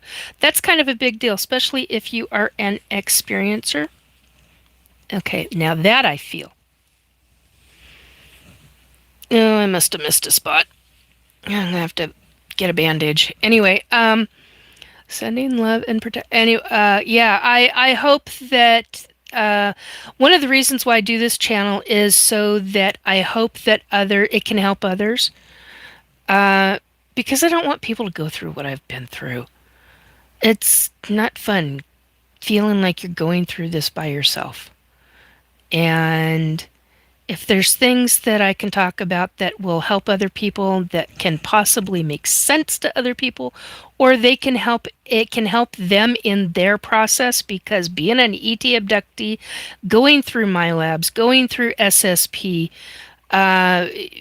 being put at 8 years old into MK Ultra torture techniques. It's a hell of a freaking process. And everybody's experience is different. You gotta find what works for you. And if I'm just somebody who can provide even a small modicum of understanding for somebody, great. Then they're learning from me. That's a big deal. So, yeah, much love, protection, and healing as much. Blessings, sweetheart. Thank you so much, Rachel. I appreciate that. Blessings, Jason. Rest well. Signing out. Take care, all. Take care. Smash. Okay. All right. I am done. That is it. Thank you, Robert. Thank you, Paramarv. Thank you, Little Cam. Thank you, Drew, yeah, I was going to say Andrew Gnome's Trucking. Thank you. Thank you for being a mod and gigantic hugs. I love you guys. Um, Much love to your significant others. I mean this in all friendship, not something funky. I love my people, and you got to tell your family. You got to tell them you love them. If you love your friends, by God, I have learned the hard way. Tell them. You never know what comes up, what happens unexpected, all of that. Much love to you all. Please have a good week. And I will see you back this Wednesday for the S4 Paranormal Bunker. Wednesday, 10 p.m. Pacific. And then I will see you again next Saturday. I don't know the time. I'm sorry. You're going to have to look at the channel or anything that I update. So definitely check back by Monday to see what the final schedule is for the entire month of August. So that's how I'm going to word that. Anyway, much love to everybody. Take very good care, folks. Nikki, I did try and reach out on Facebook just saying, oh, thank you for the reminder. Oh my God, I knew there was somebody. Okay, I thank you, Rachel. Okay, here's something I need to say this as a reminder to folks who may not know. Yeah, that's what it's all about. Okay. Facebook Messenger does not always, because it came in as spam, Rachel, and I don't always check that spam folder, and it should not have come in as spam. So, I didn't find it until not long ago. This does not make me a happy camper, because I am one to where I try very hard and usually very diligently to be sure that I get to everybody. You were not alone in that. I had at least 2 others that came in the spam folder, and I am not a happy camper with Facebook over that, because those should not be going into the spam folder. And there's some other spam folder that is not, they don't call it a spam folder, they call it something else. At least it didn't go into that, because I can never seem to access that one. Anyway, my point is that if you, and I'm going to say this again, because I've said this more than once on this channel, if you are not hearing back from me, find a different way to message me, such as what Rachel did tonight. If you're not hearing back from me, say even if it's within 4 days or 7 days time, there's something I'm not seeing for whatever reason. So make sure that you remessage me either same way or via my email or in a comment. Okay? Because hopefully the comments, I do get most of the comments. Not all of them, but I do get most of them. And I go through and I recheck different I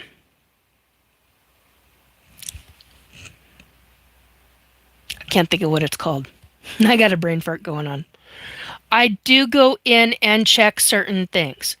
So try not to miss messages and things like that. So please, if you're not hearing from me, especially if you're not hearing from me within 7 days, go back in, remessage me, find a different way to message me, and then we'll get it figured out, okay? That's all I'm going to say. All right, my dears. Glad I found you, Nikki. I appreciate. Oh, you're so welcome. I'm glad you found 2. Come on in and grab. What I usually say is, come on in, grab a cup of whatever you wanna, and have a seat, and let's have a chat sometime. Anyway, you're spicy. You're spiced ham. Now that's funny. All right, so my dears, much love. Take very good care. Get some rest yourselves. And I will see you again on Wednesday and then the following Saturday, and check the time for the following Saturday. Remember, hopefully, no, I'm not going to say hopefully. That's wrong. By Monday evening, that's how I'm going to word this. Okay, Monday evening Pacific time. So say 9 p.m. Pacific. I should have all the dates, the times, everything figured out. You will have a current thing for the month of August. And if it goes through the month of September, then it goes through the month of September. But we'll deal with that when it comes. All right. Much love to you, everybody. Take very good care. Adios. Don't worry about it, Rachel. Seriously, don't worry about it. It's not the first time. God, it really isn't. Anyway, take care, folks. Bye, everybody.